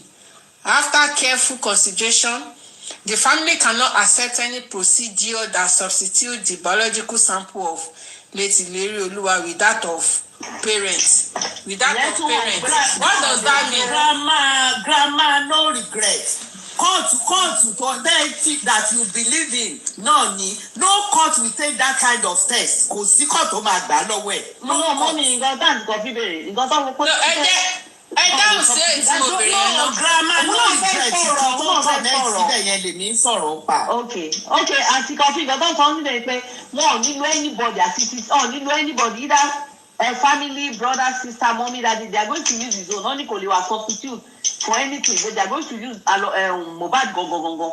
Because tí kìíní yẹn sọ nìyẹn. But mommy comfy, you know. Ibẹ̀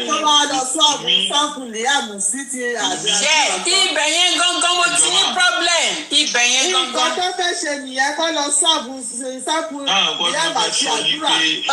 On point. Ṣé kọ́ lọ kó papọ̀ mọ́ ti Mohbad? On point, sir. Nǹkan tó fẹ́ sọ ni pé, you know, Wummi likes drama, this whole process.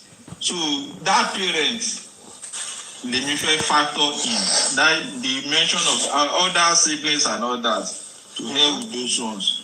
But parents in particular, what if there are other disputes in the future and Baba Mohbad did not trust the process? And since Baba Mohbad has done DNA with Mohbad and he has his result, can Baba say, okay, I want to even contest this DNA with myself, with my blood, with Liam, so that we know Liam is from my lineage?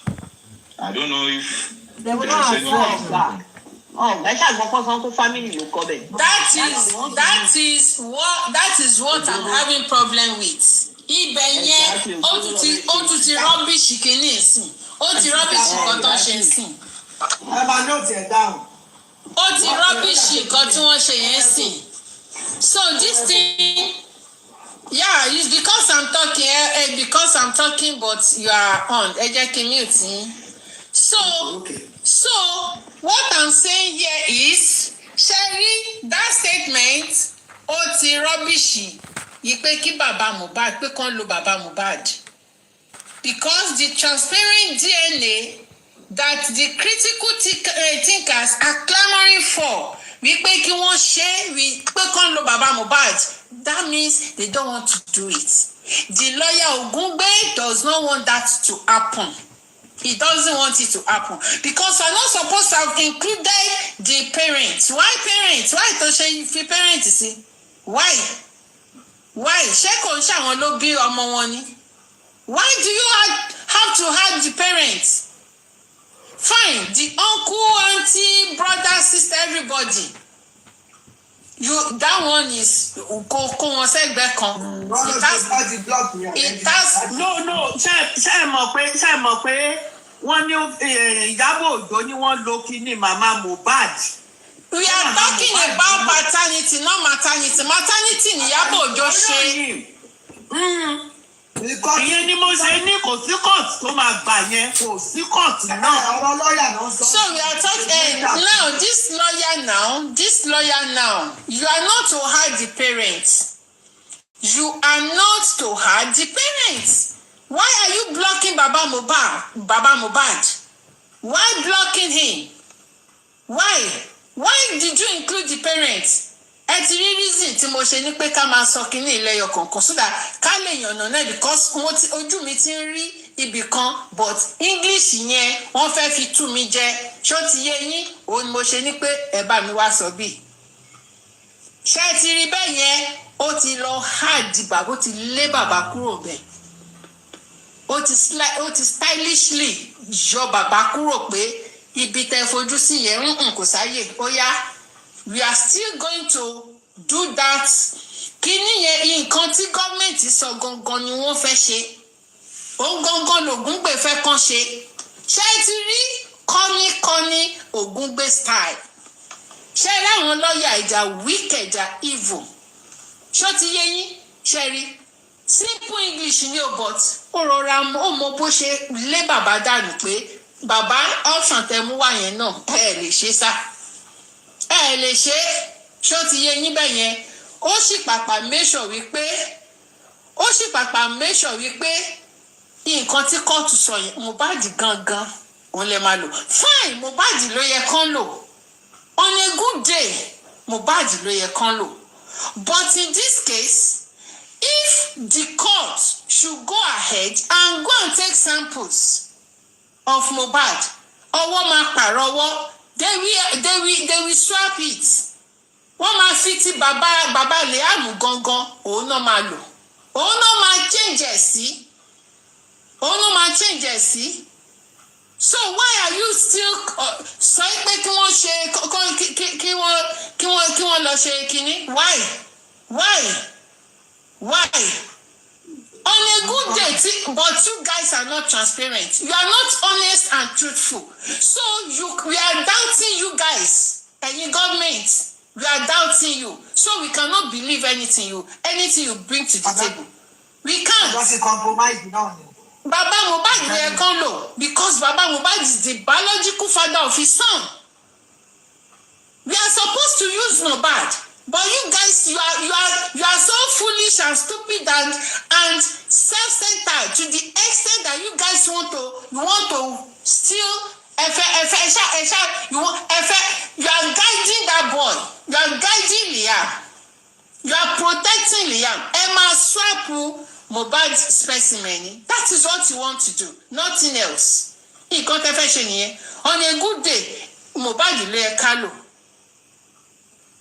And this Ogungbe has successfully ó ti lé bàbá Mohbad kúrò ní equation yìí wípé bóyá possibility of using bàbá Mohbad you see ó ti successfully lé bàbá Mohbad kúrò ńbẹ̀. That is what I'm saying. Ṣé rí báwọn lọ́yà ṣe ń wọ́ọ̀kì? So let me read the second one. So the second one, he said, demand for a post-mortem parentage test only. Okay. Demand for a post-mortem parentage test only. Okay. The family insists strictly on a post-mortem parentage DNA test, meaning that only Mohbad's direct tissue sample must be used for the analysis. This may include bone, tooth, or preserved blood or tissue, depending on what is available and viable for forensic extraction. The purpose of requesting this DNA test is to finally clear all doubts surrounding the paternity of Master Liam. Therefore, using any sample that is not directly from the deceased defeats the very purpose of the exercise. On that one, like on Tazan platform, Mr. Tazan no analyze kini, but at least I want to cook on Okoluwa. Thank God Ventures is here. Me, I said they shouldn't use his teeth at all, because one of the Baba Moto so people even like young dad only buy Mohbad the bone, but Barrister like they said there is a particular area bone to Mohbad so they can give their own submission, but not to flint Mohbad more. torí àìmọye ẹlòmíì àlọ́ yìí yẹn wọ́n kọ́ máa lọ change ẹ̀ we don't trust people. àfẹ́ kò séyìn kankan wọ́n máa lọ yọ eyín bàbá Liam wọ́n á lọ fi eyín kíní sí eyín àwọn eyín mẹ́kà yẹn.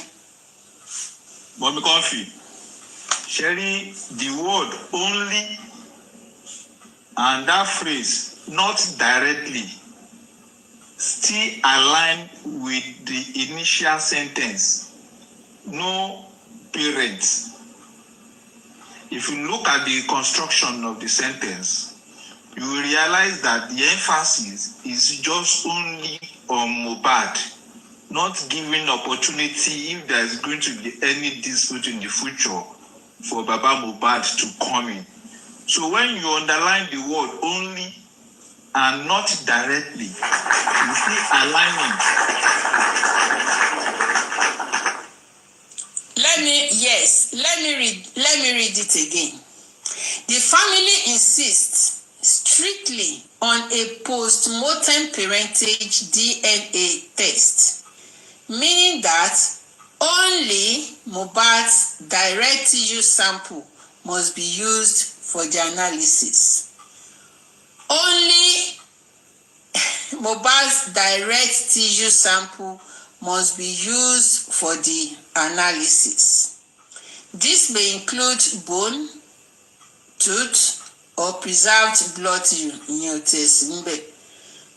depending on what is available and viable for forensic extraction. The purpose of requesting this DNA test is to finally clear all doubt surrounding the paternity of Master Leon. Therefore, using the sample is not directly from the disease defeats the very purpose of the.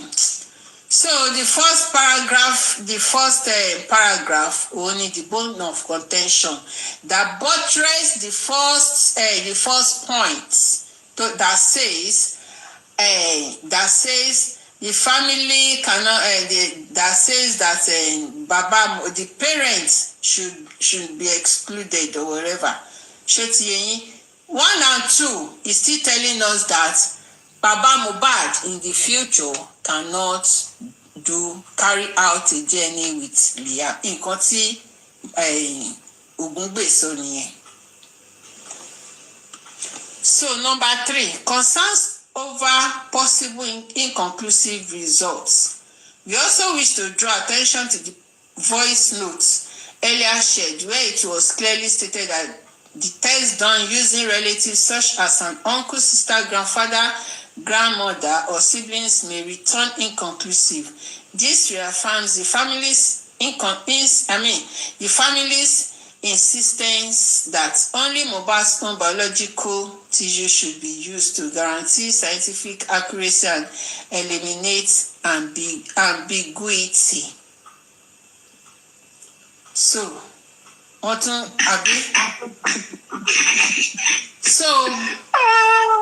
which voice note is going around?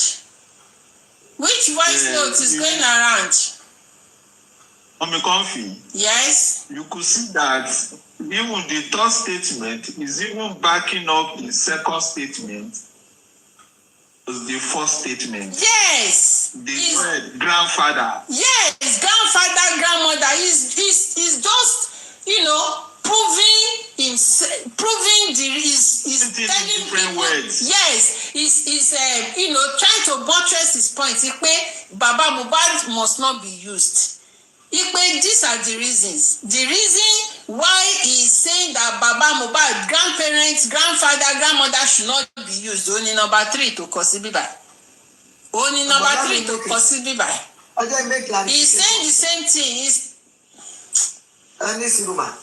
Make a clarification. According to the letter, called the street said, the Ogungbe said, the family has insisted.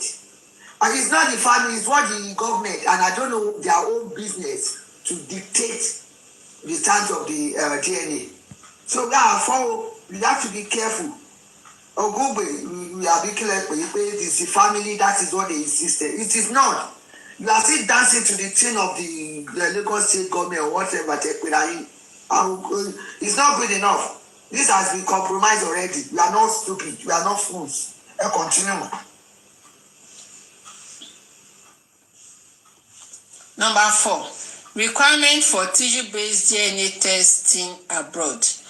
Given the sensitivity and high stakes of this matter, the Aloba family is not comfortable using any local Nigerian laboratory, as this poses a risk of compromise, contamination, or interference with the process.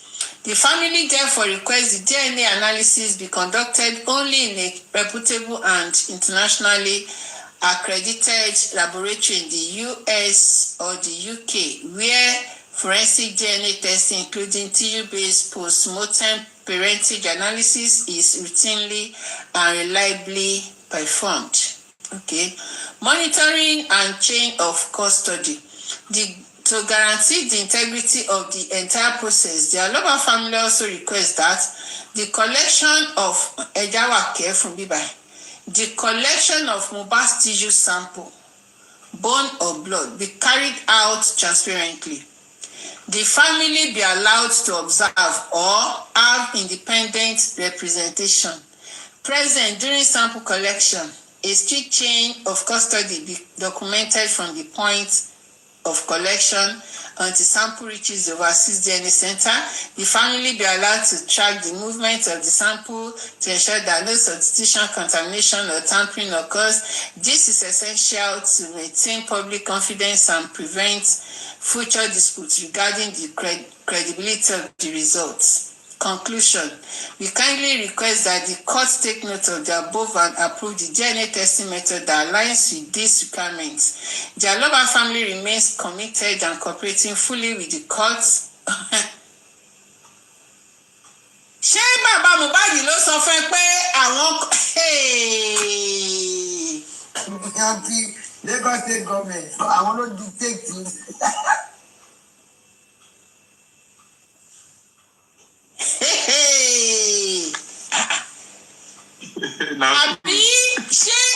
àbí ṣé Múyìwá ló bá máa yìí sọ̀rọ̀ ni?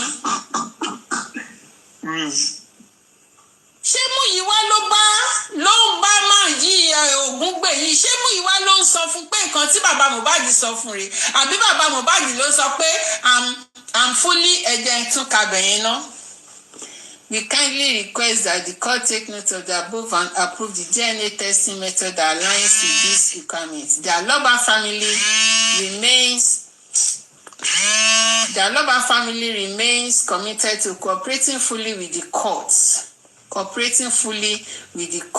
Provided that the process is conducted in a manner that preserves scientific integrity, fairness, and transparency. Who told you? The court will not be transparent. So who told you that the Baba Aloba is fully with the court? Ògúngbè wá jẹ́ babaláyà lọ́wọ́ mi. Wá jẹ́ gbá àbórí ẹ̀ burú ni. Àbólórí burúkú l'Ògúngbè ni. Ògúngbè anybody tó bá sọ pé kí n má kàn fún Ògúngbè Ọlọ́run. Anybody tó bá sọ fún mi pé kí n má kàn fún Ògúngbè nìyẹn gbé ògbé tó bá ní pé if I kàn fún Ògúngbè. So if you say if I kàn fún Ògúngbè ògbé I don't care. Mo ready. I'm ready. Àbólórí burúkú l'Ògúngbè ni. Ó dárúkọ family nítorí ẹ̀ lọ ṣe sáré lọ gbé administrative kìíní wá tó korúkọ. A ní pé kó lórí burúkú, a ní pé kó àpíìlì fún kìíní. A ní kó àpíìlì. Abẹ́ni bó ṣe kó bọ́ ayé mi o. Àbí kí lórúkọ ẹ̀ ni? Àbí kíní ni family tó ń pè ní? Ṣé kì í ṣe Múyìwá ni family? Mọ̀mí kan fẹ́ jọ ẹ jẹ́ ń chief nǹkan kan. Notice pé lẹ́tà yẹn kò sọ̀rọ̀ nípa rejection of. Ẹ yé pè mí mà, ṣé rí pé mo wà ní kíní ni ẹ fi mí lẹ̀ jọ à? Báwo lẹ́tà yẹn kò lay emphasis lórí the ruling of the court that Baba will not know where they are going to do it. Kò sọ Where kankan they are sí. going to do it is different from tracking movement. because you can track movement, but you don't know the destination. And the main clause lórí ruling court, lórí ruling judge yẹn ni pé bàbá ò ní mọ ibi tó ń gbé lọ. Then this letter did not address it. He should just go and appeal this thing and fight it out. Gbogbo ilé tó wá ń kọ yìí, ṣé kò yẹ kó ṣàlàyé gbogbo ilé nínú kóòtù kan tó jáde ń jọ yìí? Kò sọ, ó kàn sọ wí ẹ máa gbọ́ o, ẹ wo bó ṣe kọbẹ̀ yẹn o, ẹ wò ó, ẹ máa gbọ́ o. Ìwọ ní pé Baba Mohbad family, the family are with you. They are complying by your rules and regulations. They are with you yours faithfully. Provided you can be transparent, fairness, igba awo, that where you are taking it to, the something, it is international and it is secure. You can guide it, safeguard it. How do you know that they will guide it and safeguard it? How do you know that they will protect it? How do you know that it will not be switched? You did not know all this. And you are saying the Aloba family are with the court. Abolori burúkú lògùn gbé ni. Àbáyé ògùn gbé fẹ́ ta ni. Àbí tí ẹ fẹ́ bàjẹ́ ni. Why is my comment rejected? I did not touch anything. I did not even read the comments. I didn't read it. Maybe it might be TikTok. Àbáyé ògúngbè fẹ́ ta ni. Hey! Asínókè, àyẹ̀rẹ̀ nódò. Asínókè, àyẹ̀rẹ̀ nódò. Tábálà ń pa ilé, ìmí àtún máa rúwé. Tábálà ń pẹ̀lẹ́, ìmí àtún máa rúwé. Abẹ́wò àgbà mi ni. Ṣé rí pé látijọ́ yìí o, ṣé ẹ̀dẹ̀ mọ̀ pé mi ò sọ nǹkan kan o. Wọ́n gbé picture káàkiri, ṣé rí pé mi ò sọ̀rọ̀. Ṣé rí pé máa yí o ti successfully. Instead of this man to just appeal straight. Instead of him to appeal, nonsense wo ni eléyìí. What kind of nonsense is this? Tẹ́ bá wá kọ nǹkan yẹn, wọ́n á máa tọ́jú ẹ̀, wọ́n ò ní fẹ́ jẹ́ kán gbé síta. Wọ́n ò ní fẹ́ kán gbé síta, wọ́n á máa tọ́jú ẹ̀ títí tí lẹ́tà yẹn tá fi dọ́dọ̀ judge, tá wá fi approve ẹ̀, tá fi ṣe gbogbo ẹ̀, wọ́n wá dá padà. Ààrẹ ṣe á máa rí níta. Àbí kì í ṣàwà là ń pariwo ẹ̀ níta. Kí ló dé táwọn ò lè mọ̀? Kí ló dé tí ò lè wà open? Ògúngbè èmi ti ń pariwo kíní láti jẹ́ everybody ti ń pariwo ẹ̀ pé kán lọ appeal. Go and appeal this. Go and appeal. Tí wọ́n bá jẹ́ a ti mọ̀ pé ẹ̀yin náà la máa bá ní court. We know say na àwọn bàbá Liam la máa bá ní court. Àwọn government, àwọn police la máa bá ní court, we know. Nígbà tá a bá dé appeal, tẹ́ bá dé bá wá ju appeal ìdànù, then àwa mọ̀ kan tó máa túkàn then. We go come know wetin go sup. But say make Baba Mohbad follow this. Àwọn lọ́ọ̀yà yìí máa lọ́rùn o. Sand Shitu là ń sọ tẹ́lẹ̀. Àṣé ọmọ Sand Shitu náà ń bọ̀. Irú kí wàá lélẹ̀ ìbọn Ọlọ́run má já rógun wa ogun Nàìjíríà o. Ọlọ́run má já rógun Nàìjíríà o. Abẹ́rẹ́ olórí burúkú yìí kò máa kọ́ síbẹ̀ pé bàbá ò máa lè fund anything, bàbá ò máa lówó. Kò máa kọ́ síbẹ̀. Kò máa kọ́ síbẹ̀ pé bàbá Mohbad must know where it is taken to. Kò máa kọ́ síbẹ̀ ó rọra yẹ̀bẹ̀ sẹ́yìn. Ó rọra sún kúrò ńbẹ̀. Ó sún kúrò ńbẹ̀. Tó mọ̀ pé Wùmí ló ní DNA yìí already. Tó mọ̀ pé rìpọ́ọ̀tù DNA ti wà lọ́wọ́ Wùmí. Tó mọ̀ pé rìpọ́ọ̀tù DNA ti wà lórí system. Kókàn di ọjọ́ yẹn kókàn edit date lásán. Tó mọ̀ bẹ́ẹ̀. Wò Ọlọ́run arẹ́jọ́ dá. Ọlọ́run ìwọ ìwọ fẹ̀yìn Múyìwá ìwọ mo mọ̀ pé ìwọ ni Aloba family we the Aloba family we are with you we are with the court we know you be transparent we know you will know olórí burúkú ẹ̀ ṣó mọ̀ pé nǹkan tó sọ fún àbá Mohbad nígbà yẹn pé wọn kì í ṣí toxicology report wọn kì í ṣí answer as in wọn kì í ṣí èsì ìdánwò wò ìwọ ló sọ bẹ́ẹ̀ fún àbá yẹn ìwọ ló sọ ó tún ti bẹ̀rẹ̀ ìwọ ló máa convince baba Mohbad you will be the one to convince baba Mohbad you this Múyìwá you will be the one to convince baba Mohbad bó ṣe máa ṣe nìyẹn ẹja ṣe bẹ́ẹ̀ instead of you guys to appeal wo bẹ ṣe tẹ̀ṣe fẹ́lẹ́lẹ́lẹ́ káàkiri wo bẹ ń ṣe òṣì ẹ̀ ń ṣòṣì bí ẹran aṣẹ́wó wo bẹ ṣe ń ṣorí burúkú kiri just for you to appeal tó bá ṣe owó tó fẹ́ fi appeal nísinsìnyí wọ́n máa dá níbí wọ́n máa dá apart from wọ́n máa dá owó wà ńlẹ̀ tá máa fi appeal money dey ground tá máa fi appeal tí wàá fi kọ lẹ́tà wọ́n rí burúkú tó gbé síta ìwọ ọmọkùnrin ó dẹ̀ ṣe bíi pé bóyá èèyàn gidi ni ẹ́ àṣẹ aṣọ àókàn fi aṣọ ènìyàn bóra lásán ni àṣẹ kìnìún ìkókò ni ẹ́ ìkókò òun ni ẹ́ tí mo bá gbọ́ tẹ́nìkan bá ń sọ fẹ́mi wípé kílé tí mo ṣe ń drag ọkùnrin ẹni yẹn I won't say anything. I comment my reserve. Yes, I will put it that I comment my reserve. Tó bá lẹ́ni tó sọ wípé èmi ṣe ń dragi lọ́ọ̀yà yìí, I won't say anything till then. I want to hear anybody.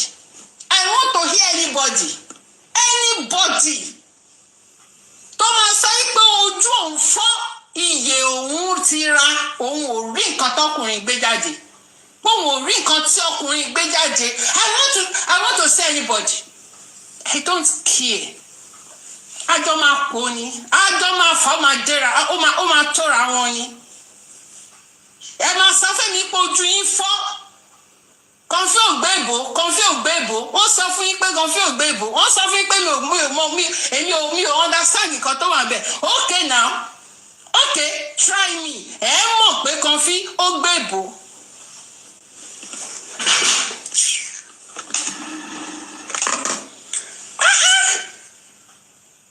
What is all this? I comment my reserve ni, but I deliberately said that. Mo mọ̀ọ́mọ̀ sọ látẹ̀yìn ni. What nonsense is this? So that ti ṣiṣẹ́ lójú ara ẹ nìyẹn o. Ògúngbè, o ti ṣiṣẹ́. Mo mọ̀ pé o máa gbowó. I know you will collect money. You will collect money for writing this. Abiru nonsense wo rèé. Ó dẹ̀ mọ̀ nǹkan tó ń ṣe Ògúngbè o. You know what you are doing o. You know what you are doing. You know. Mo dẹ̀ mọ̀ máa fẹ́ sọ̀rọ̀. Mo mọ̀ dákẹ́ ni o. Because I don't want to drag you. But everybody should drag it because of that picture. Or because of those pictures and videos. I deliberately kept quiet. Ṣé ìwọ ni wọ́n fẹ́ lò? A máa fọ́ orí ẹ̀ dànù kó tó kúrò níbí. We go break your head. Bó wá ó tẹ̀ wá dán wa wò lásán. Bó wá dán wa wò, a máa fọ́ orí ẹ̀ máa wò. We go break your head into pieces. You no go even fit pick your head on the floor. The pieces of your head ò nílé tó wọn papọ̀. Nǹkan tá máa fi ojú ẹ̀ rí. Ẹ̀mí ẹ̀ máa gbọ̀n. ẹ̀mí ẹ̀ ó máa gbọ̀n wàá máa lọ wàá máa rìn báyìí ẹ̀mí wo wàá máa stagger ni ó ní mu tí o bọ̀ you go dey stagger ẹ bá kà á fún wa oh how many lawyers olórí burúkú Wùmí number 5th lawyer number 6th lawyer number 100 lawyer ẹ kà á ṣẹ́rọ obìnrin gan you think say women sef dem dey care these days if the husband dey maltreat am or dey do am anyhow go leave that man instead make you kpai me inside house abeg e better ma waka I still marry another one you still dey do me jagajaga you still dey beat me anyhow I go waka yes I go waka I no fit open my eyes make you kpai me because if you kpai person the dead body no go speak if na the number 100 husband wey I see say yes this one mind e touch ground well then I will stay there because I need my life to live if you like count lawyer on Baba Mohbad if you like count lawyer if you did not appeal this case wàá jẹgba but mo ṣì máa dákẹ́ fún ẹ náà I will still keep quiet you must appeal go and appeal this case ṣé gbogbo ètò ń ṣe òun ṣe tẹ́ntẹ́ lọ́wọ́ ni o bí ọ̀rọ̀ Yomi òun ṣe tẹ́ntẹ́ òun ṣe eré ọwọ́ lọ́wọ́ you are just beating around the bush nǹkan tá a sọ fún ẹ kọ́ rèé o kàn lé bàbá Mohbad o lé bàbá Mohbad sẹ́yìn kí ló dé ṣó nǹkan ló bímọ ẹ ni ṣó nǹkan ló bímọ ẹ bàbá Mohbad gan kò yé yín bàbá Mohbad does not understand what you wrote here he doesn't understand bàbá wọ́n tàn yín ní o ní nǹkan tí mo kà sí bíbà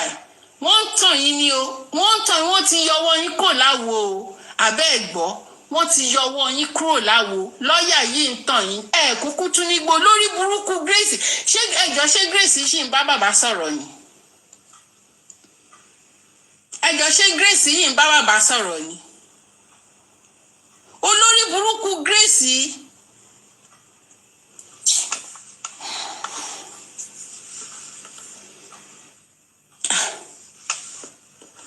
àbí kí lélẹ̀ bá ìwọ lọ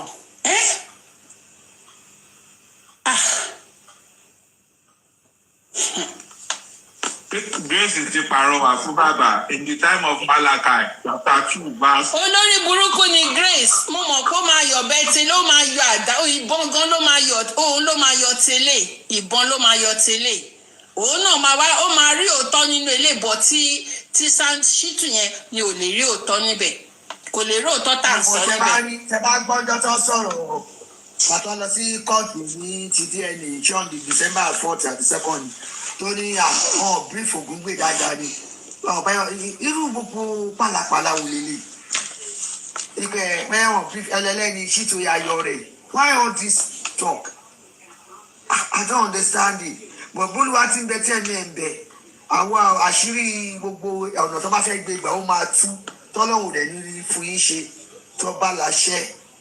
No wonder you know the first publication they put on point that wọ́n ti ní administrative kìíní orúkọ àwọn tí wọ́n bẹ̀rẹ̀ and there is a space for Wummi. No wonder they've already done this thing so now they are not coming out. He cannot publish. Why can't he send it to Punch? Ó ti mọ̀ pé the whole world will cry out. Ó wà lọ ṣe lẹ́tà sí kìíní àwọn òfò bàbá ẹlẹ́dàá Mohbad lò fọ́ gan kò sùn àwọn ọ̀fẹ́ olóhùn ọ̀fẹ́ ìtọ́ṣe kóòtù ló máa decide ni lọ́yọ̀ Ògúngbè lẹ́rú ọlọ́run ò ti gbọ́ ẹ ṣe.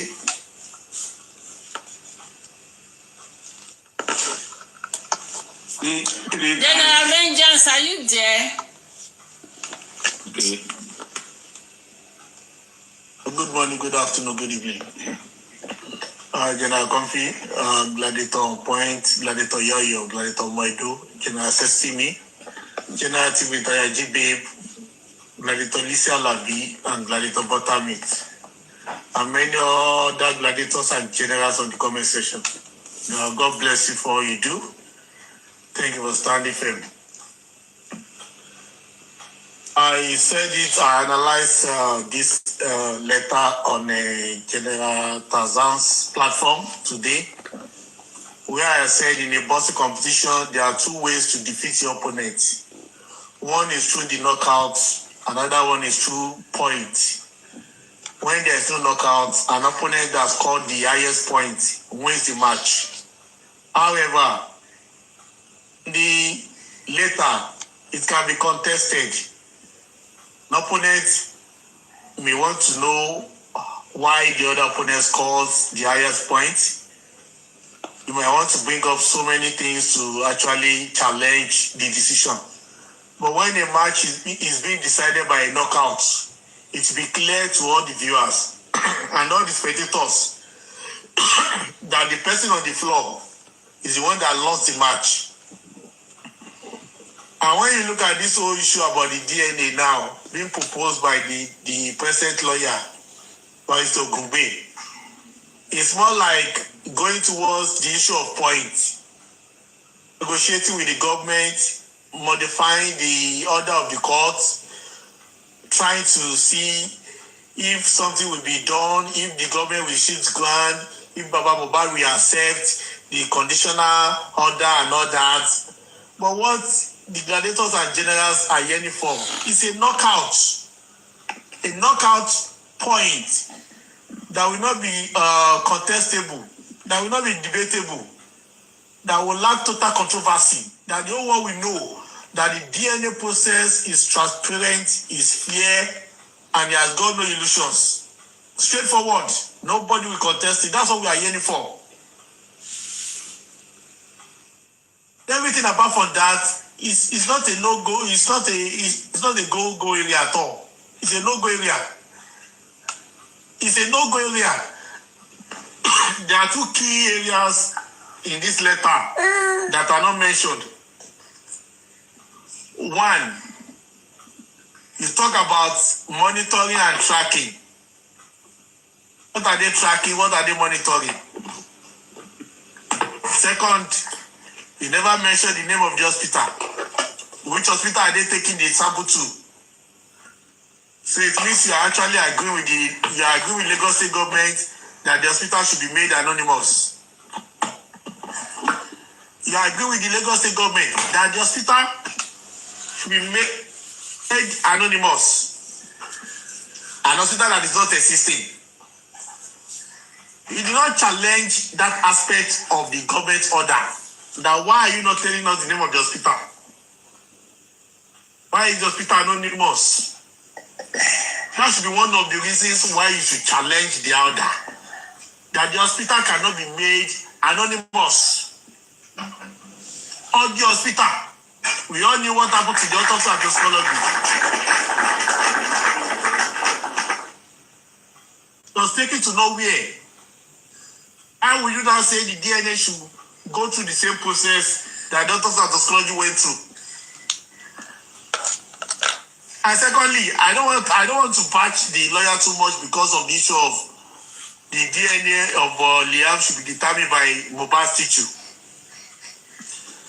Let us all remember that the critical thinkers, they made offer for Wummi K1Lled Mohbad to take an open challenge where the DNA of Liam will be determined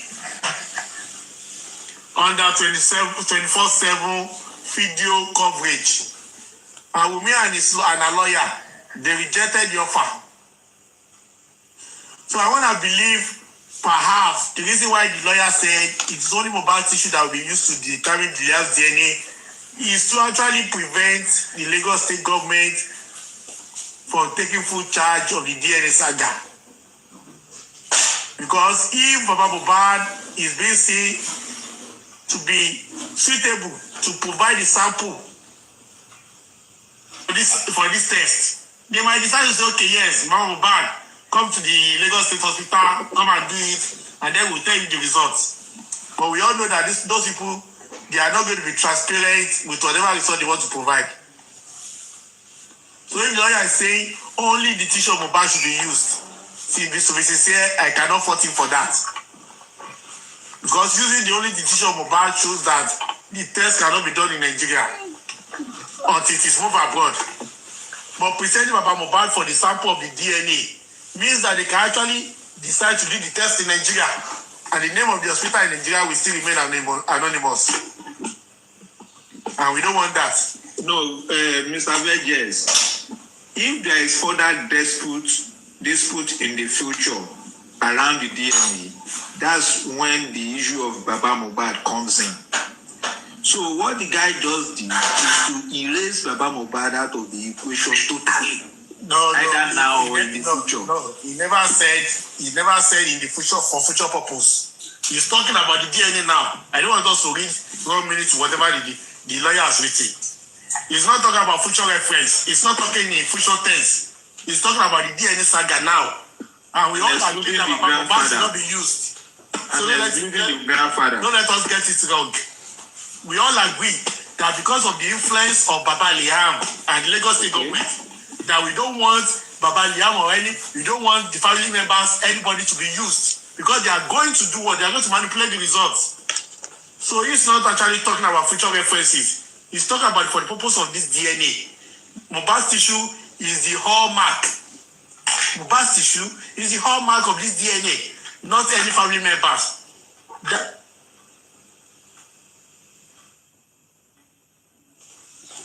Network. My network.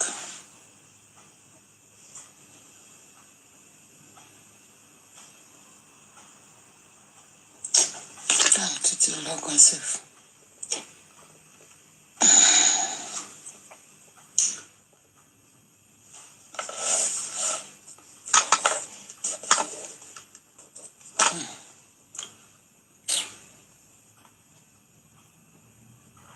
Ẹjọ́ máa bínú. Máa fi kíní sórí kíní mi. Ó tún ti fún mi ní copyright nìyẹn sìn.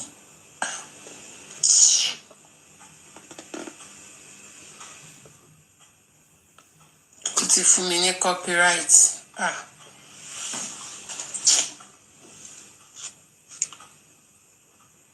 Ẹjọ́ má bínú jàre.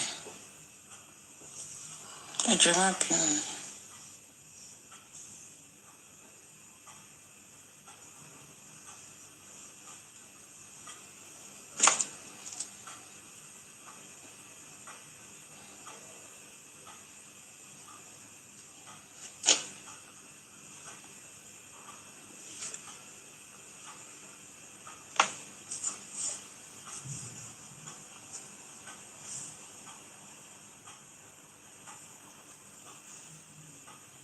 Ẹjọ́ má bínú. Wọ́n ti gbé lọ ní TikTok ti gbé lọ.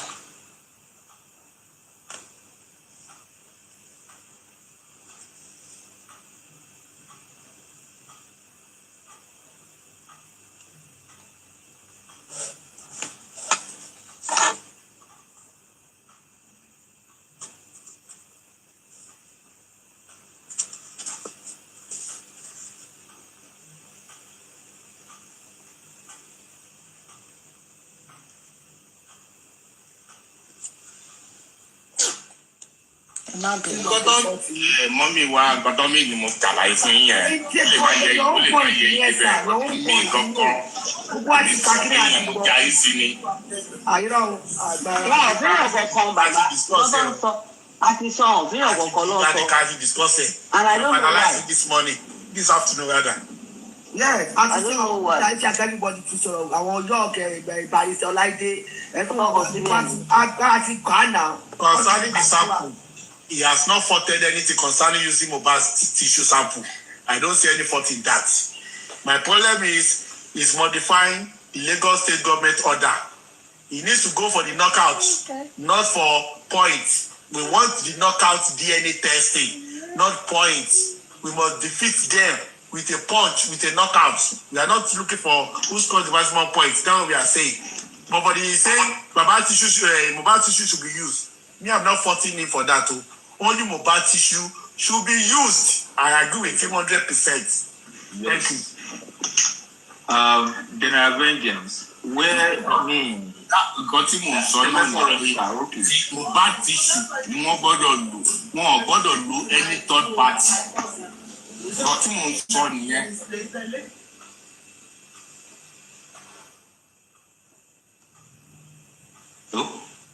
Hello. Okay. Okay, jẹ́ kó clear sí mi. Okay, let it be clear to me now. Ṣé wípé option tí wọ́n sọ yẹn ṣé ó wà okay bẹ́yẹn? Is it okay? Is it proper like that? Because I want to reason along with General Vengeance. On point any sure now. I want to reason along with you.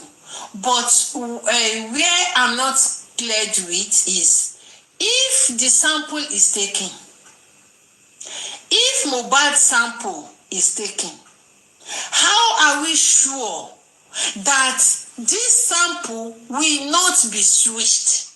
And we don't want it. We don't want any blood, any fluid. We don't want it. We don't want anything that easily. Kán bá wa fọ́ ọpọlọ Mohbad, kán fọ́ there is a certain kini níbẹ̀. Ṣó ti yé yín? There is a certain bone. Ẹ má dárúkọ ẹ̀. I don't know. Okay. Ọ̀kan bá gé ẹsẹ̀. Tó bá wà balẹ̀ àmù kó lọ gé ẹsẹ̀ kó jẹ lẹ́sẹ̀ kan kò tó wà là. Ọ̀kan jẹ́ agbárí ẹ̀yìn. Àní ìgbàgbọ́ ọmọ ẹjọ́ lọmọ rẹ̀ nílé lọ fọ́ agbárí. Wummi ti pa Mohbad. Wummi, you have pied Mohbad already. Okay? You have pied Mohbad. O ti pa Mohbad already. Okay? You've pied him for over 2 years ló ti pa Mohbad. Ẹ̀mí Mohbad ti lọ. So lọ gbàgbé sísìn. The only thing that can make me okay right now is when my husband is buried. My husband is buried. Until when my husband is orí ẹ̀ ti burú lọ́rùn ẹ̀ kò á padà lọ sí ṣé AIT ló ti lọ ṣe content your husband should be buried ni àbíbo ibo ló ti lọ ṣe you will go back there nípa ó ṣẹ̀ṣẹ̀ bẹ̀rẹ̀ ní o kí lẹ tí rí because wọ́n máa gé apá kan ọ̀tún Mohbad wọ́n á gé ẹsẹ̀ òsì Mohbad òun náà kó lọ sí kínní ó ti yẹ so bàbá Liam tó bá fẹ́ lò wọ́n gbọ́dọ̀ gé apá ẹ̀ kán gé ẹsẹ̀ òsì ibẹ̀ gan láti máa ti mọ bàbá Liam wá ó ti yẹ orí ẹ̀ burú and we must know the hospital gbàgbọ́sì Ògúngbè ẹ lọ rí ẹ please I don't want to talk to you anyhow I don't want to talk to you anyhow mo fẹ́ kó ọ̀rọ̀ mi tí mo kọ́kọ́ sọ lẹ́ẹ̀kan mo fẹ́ kó jẹ but àwọn buts kan wà ń bẹ̀ some buts are there that I'm not okay with àwọn buts kan wà ń bẹ̀ why don't you include that the hospital must be clear to Baba Mohbad why and you expect Baba Mohbad to pay you did not even talk about the aspect of payment you want him to fund it. Must allow the government must not be the one to collect the sample. Not also toxicology they collected. Kò include ẹ síbẹ̀ o kò include ẹ bó ṣe kọ́ síbẹ̀ yẹn is like they are going to collect it. They are going to collect it without even Baba Mohbad knowing God safe. Oh, that one is a wrong move. Ògúngbè ìsàrúmọjẹ yes. So this Ògúngbè write up kò sígbà tí ò ní jẹ gbà but kì í ṣe ìmáṣẹ́nukù ni kì í máa ṣẹ́nukù because kò include Baba Mohbad gbogbo nǹkan tí àwọn lọ́wọ́ kóòtù sọ yẹn gbogbo nǹkan ó sì wà intact you are just all this pash you are doing kò wá rẹ yín bí ìgbà téèyàn bá ń da omi sí ẹyin ni that will not even enter inside the egg okay because gbogbo pash tó ń ṣe this is cut and join ló ṣe ẹ̀yin náà máa ń ṣe cut and join ní court this is your cut and join that you've done okay Because what is all this? Kí ni gbogbo eléyìí? Kí gbogbo nǹkan tó kọ yìí? What does that mean? What does it mean? What does it mean? Àwọn cogents, àwọn point tí tá mú sílẹ̀. You want to tell me that you did not hear us? You all those points, can't you address it? Bàbá Mohbad ò lè sanwó. Rí nǹkan tó kò ní mo rò pé wàá jẹ kò sí owó ìṣì máa jẹ gbá. Bàbá Mohbad do not know when you will take this thing. He will not be the one, he will not be there. He will not be there. Àbí?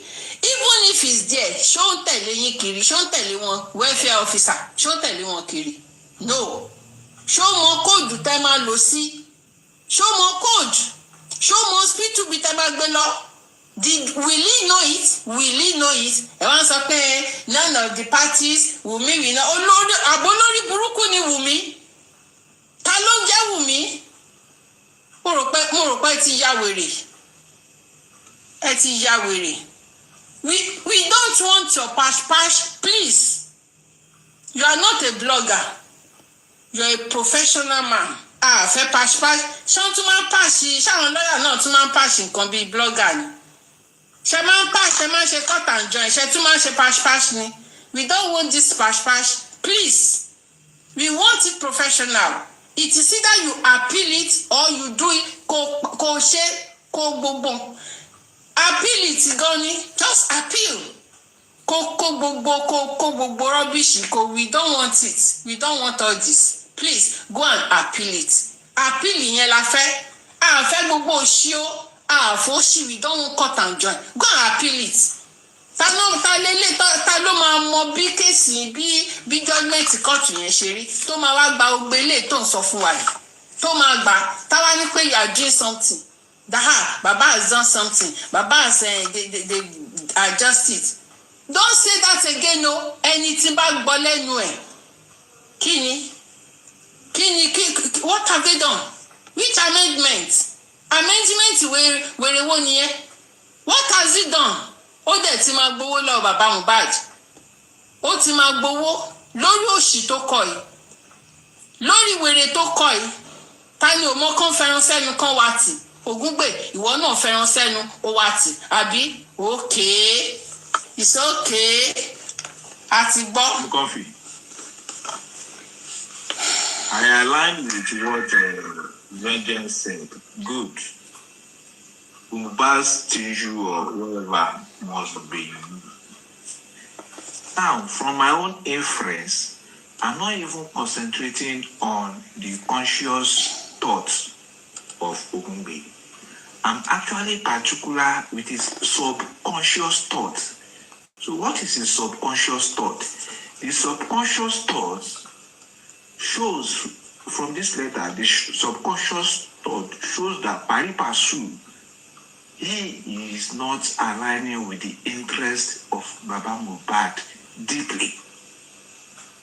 Don't know to what extent.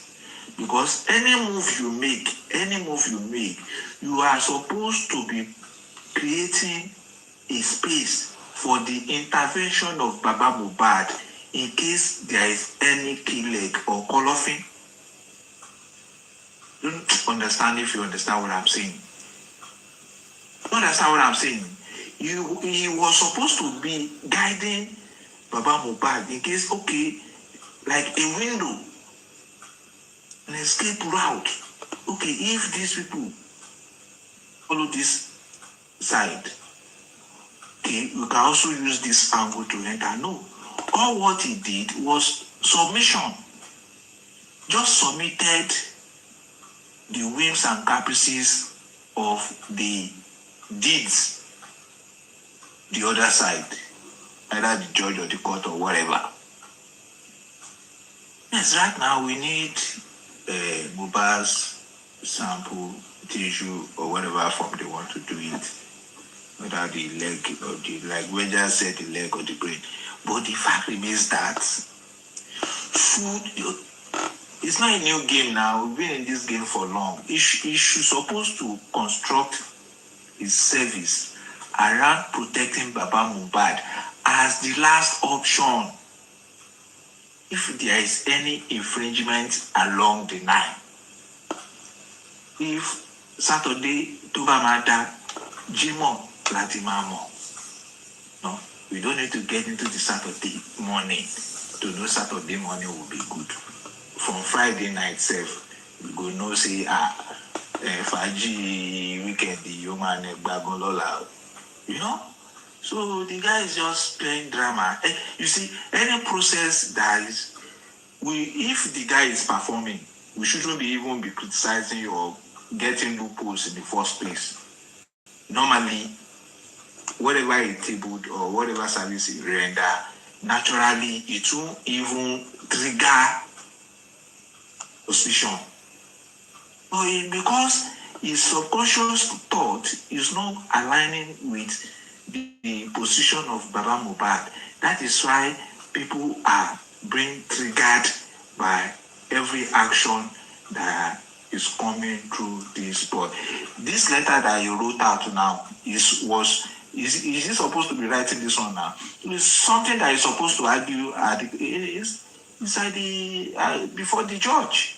He's not supposed to come out and be writing it. Are we the judge? He's joining gone to the table and watch the judge. This. Call them argue out. By judge no God won't say what to judge that one collector. I don't collect us. Ọ̀rọ̀ tí on point sọ yìí bá point ló wà lórí ẹ̀ tí wọ́n kí mi ò kí abide pẹ̀lú ẹ̀ ńgbà mi tó bá sọ̀rọ̀ but sórí ọ̀rọ̀ tó sọ yìí you have a very good point. Ọlọ́run wà pẹ̀lú ẹ̀. You are raising a very good point. And I'm back with you. That is my decision. That is what I've been telling them. You can lè bẹ́ orí. Èèyàn sì kẹwàá ní ẹgbẹ́ yìí dìde kó wá máa sọ̀rọ̀ kò possible. He is raising a good point.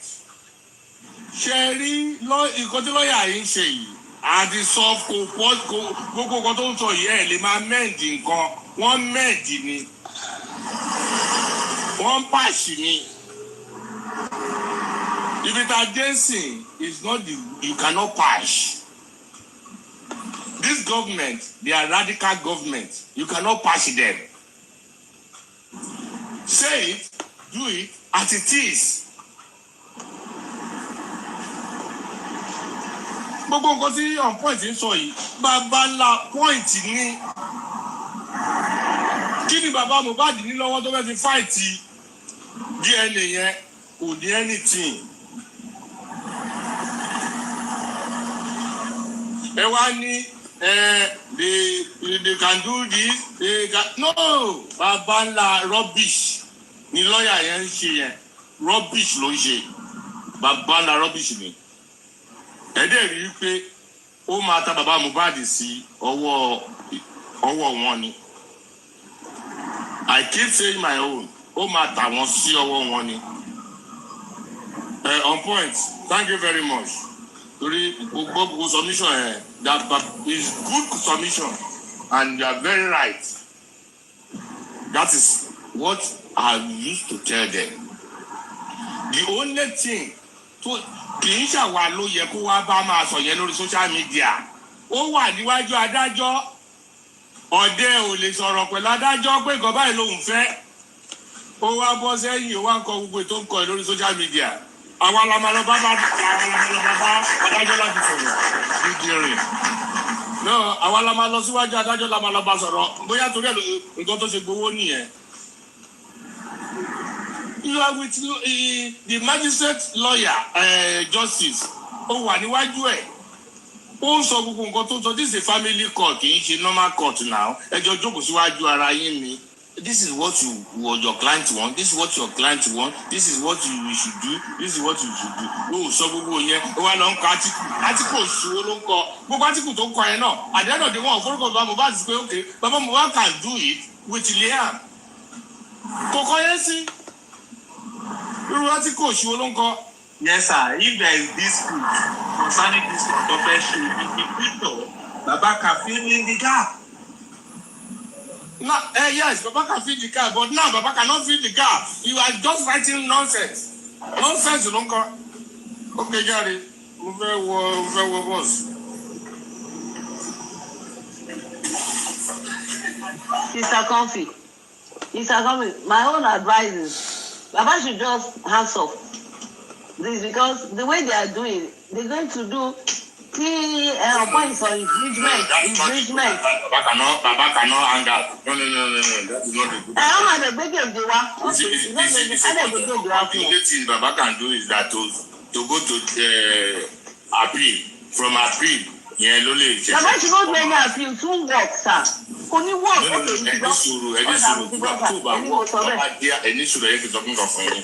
Jerry, I'm a people in work because you are fighting on any suru. I'm a people in work. Yes, I'm a people in work. But the procedure says, let us follow the procedure. Imagine how our conclude with the work. Let Baba go to that appeal. When Baba go to appeal, any suru man. Say it's about any suru. Ma? Mommy Jibe, any suru no.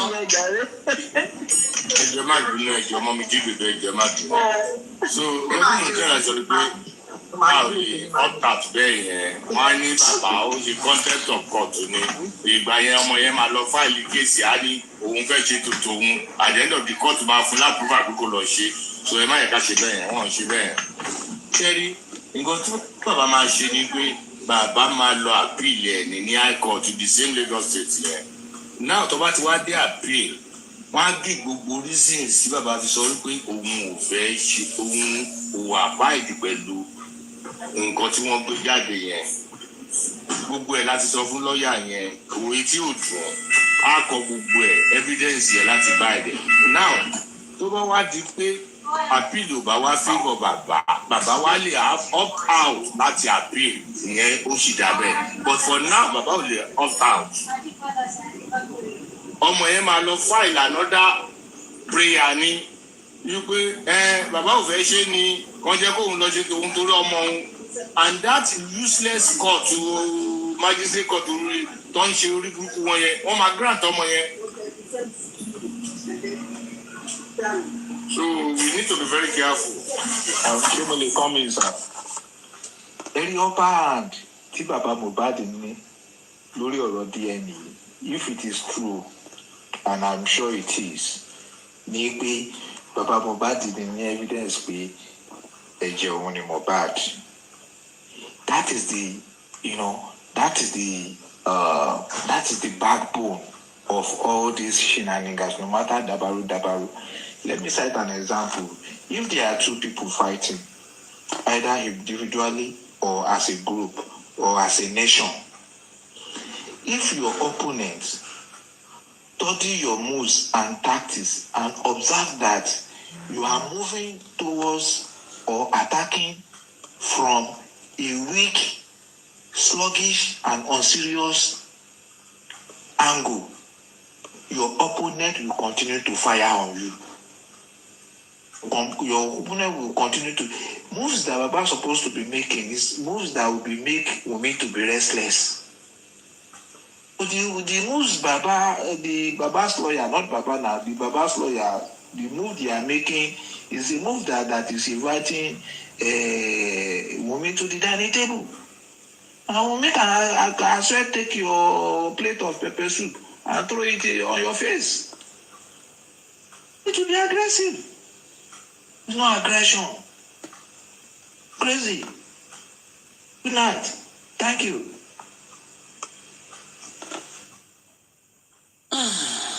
Ẹ wo ṣẹ́rọ lórí burúkú àwọn tèmi wọ́n ganu síbi wọ́n gbé kinní síbi bá wọ́n fi ń fa gbogbo ọ̀rọ̀ tá à ń sọ wọ́n fi ń fa jẹ wọ́n fi ń fa mu ni wọ́n gbé straw ti programu olórí burúkú tèmi ìyàwó arọ ó gbé straw ti programu wọ́n máa record wọ́n máa ṣà tán bá fẹ́ lò wọ́n máa ṣà Wùmí olórí burúkú náà òun náà ti to fóònù ọmọ olè játijàti jàgùdà pálí Wùmí náà ti sẹ́ẹ̀tì fóònù sórí tébù Wùmí olórí burúkú ọmọ òṣọ́ máa lè 419 scammer lọmọ yẹn, scammer watch. Ó ti sẹ́ẹ̀tì fóònù sórí tébù, ó ti ń rìkọ́ọ̀dì tó bá máa wúlò, èyí tí lọ́yẹ̀ olóṣèlétí ewúro tó bá máa lò, gbogbo ẹ̀ ló ti ń rìkọ́ọ̀dù síbẹ̀. Àwọn olòṣì gbogbo ẹ̀ náà ti ń ṣà, ẹ máa ṣàlẹ̀ jẹ́kù ní ẹ̀yin adìyẹ burúkú yìí, adìyẹ ní ìnà ẹ̀yin adìyẹ lásán wọ́n ti to fóònù sórí tébù, wọ́n máa rìkọ́ọ̀dù ni, èyí tán bá fẹ́ wúlò tó bá máa wúlò fún wọn, èyí tán bá máa ṣe elétí ewúro á ti máa sáré kiri, á ti máa rìn kiri, èyí tán bá fẹ́ ṣe nǹkan tán máa ṣe, ẹ̀yin wèrè dédé. Ẹ ṣáà fẹ́ pín owó ọmọlọ́mọ, òun ló wà lójú yín. Lórí burúkú tèmi tó lọ kówó fún ìyẹ́ tó lọ fowó Mohbad sí ṣọ́ọ̀bù fún ìyẹ́, owó Mohbad ló fi sí ṣọ́ọ̀bù fún ìyẹ́, ó yọ straw ti prógrámù bíbá ẹni. Àwọn wèrè ilẹ̀ máa gbóná mọ́ yín, ilẹ̀ máa gbé yín mì, yín lórí burúkú dédé. Wọ́n bá ti rí ibi tó ti ń ṣe program báwọn máa yọ straw tí ni, wọ́n máa fà á ní fìn, wọ́n máa fà á fìn, òun lórí burúkú ẹ̀yin wèrè. Ẹ̀wọ̀ ẹja máa lọ lé jàre olóṣì, àwọn olóṣì yìí wọ́n wá jókòó tì lọ́la, ẹlòmíà wà lórí oko a máa gbọ́ program. Mi ì tí ì ríra àwọn olórí burúkú ìrí láyé mi. Ẹlòmíì inú wa wà lórí oko àlè, wọ́n máa gbọ́ program, wọ́n máa record. Àwọn olóṣì.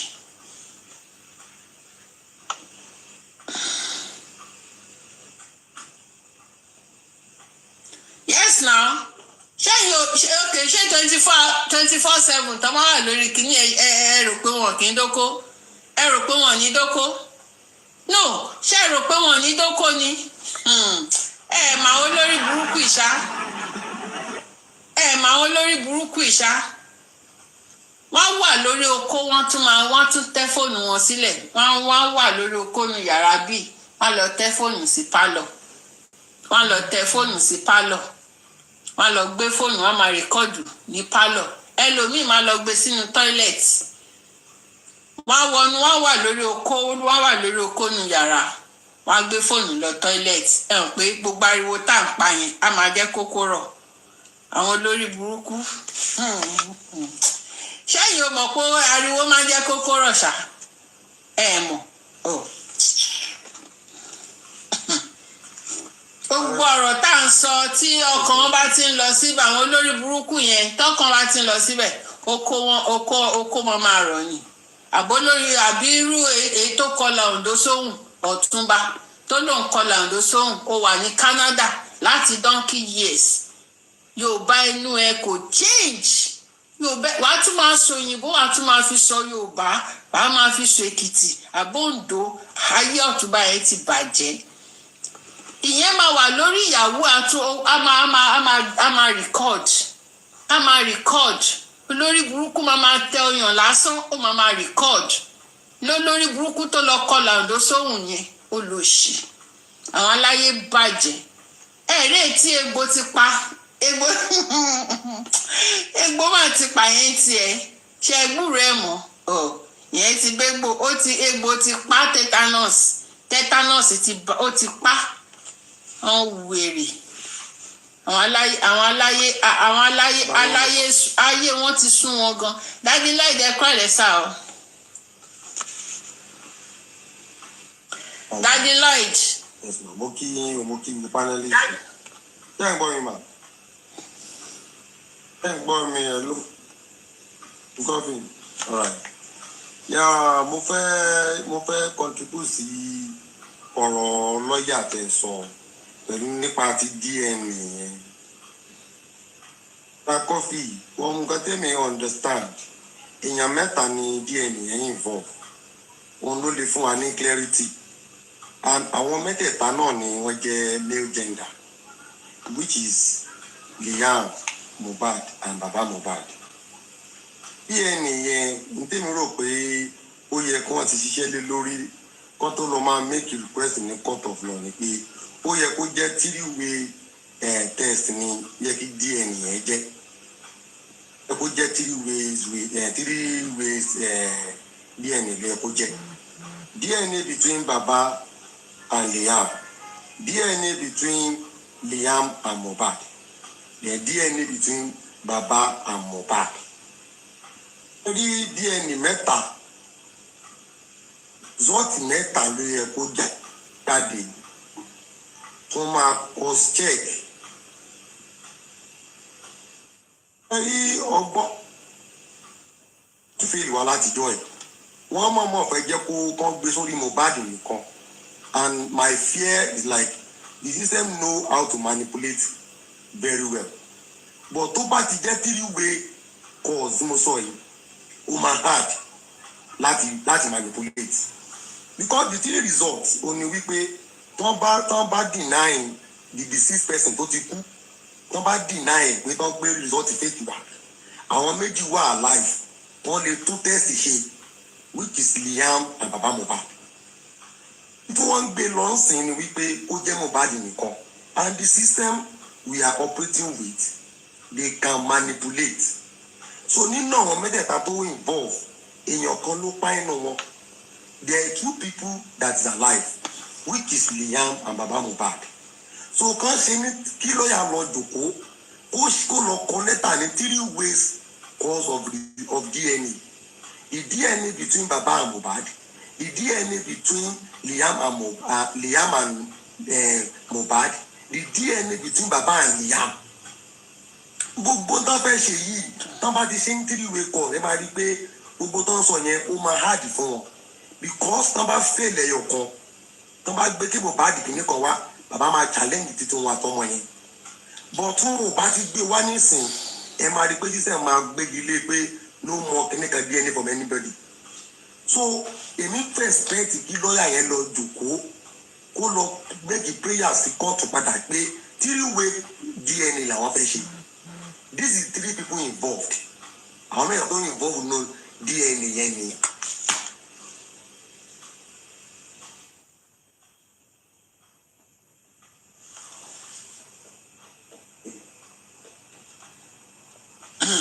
Bàbá sẹ̀pẹ̀ ó gbé ní 3-way calls yẹn ẹ lọ tún mẹ́tẹ̀ẹ̀ta fún wa.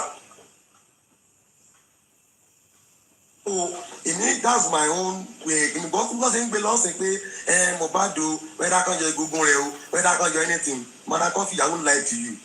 This system I'm telling you, they can do anything. And we should not put our egg in one basket. With this system, I won't lie to you. Wọ́n bá gba sample lọ, wọ́n máa gbé result mi wá fún wa o. So ẹ jẹ́ kán ṣe ní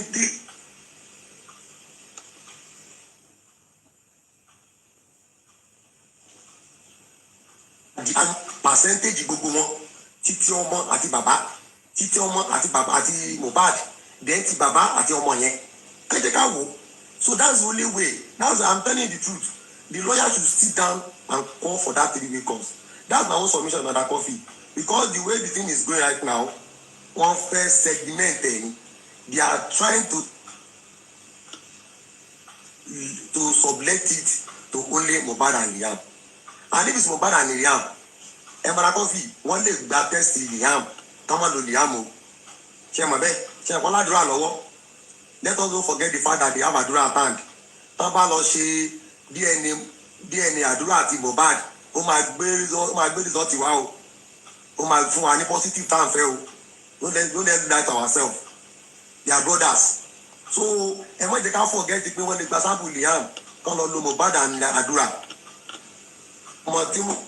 So let us just be careful with this system. The only thing I think they should do that DNA between these 3 people that were involved. Thank you. That's my own submission.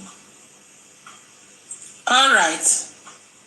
Thank you so much for that submission. It's also a brilliant one because kò sí nǹkan táwọn ilé kò sí nǹkan tí wọ́n lè ṣe. Àwọn ìjọba paná pé kò sí, there's nothing they can't do. Kò sí nǹkan tán lè ṣe. because wọ́n ti gbé agbára, àwọn lágbára wà lọ́wọ́ ẹ̀. Alright, ẹ ṣé. Ẹ já máa lọ yọ̀ọ̀yọ̀ ọmọ Edo sexy me. Thank you everybody. Yes, they are playing chess. They are really playing chess. Ẹ ṣé gan ni o. So let's be going. Thank you everybody. Ilẹ̀ ti ṣe.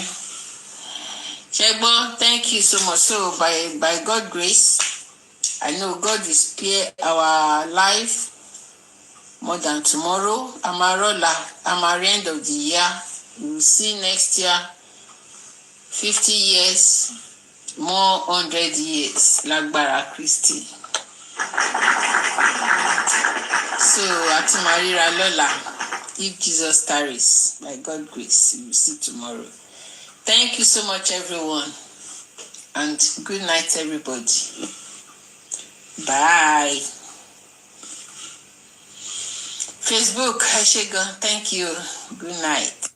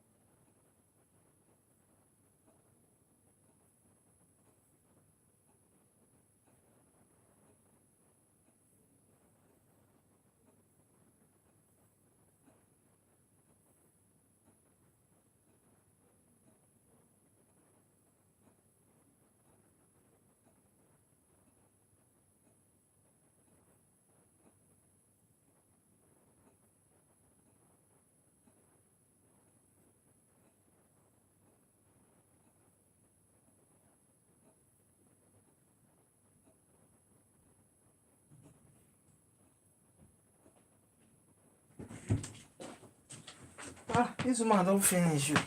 I see dey. People go see dey here. Wetin dem dey come listing? Have you never finish? God, You don't finish. Una do well. Have you never say we finish? You are, oh yeah,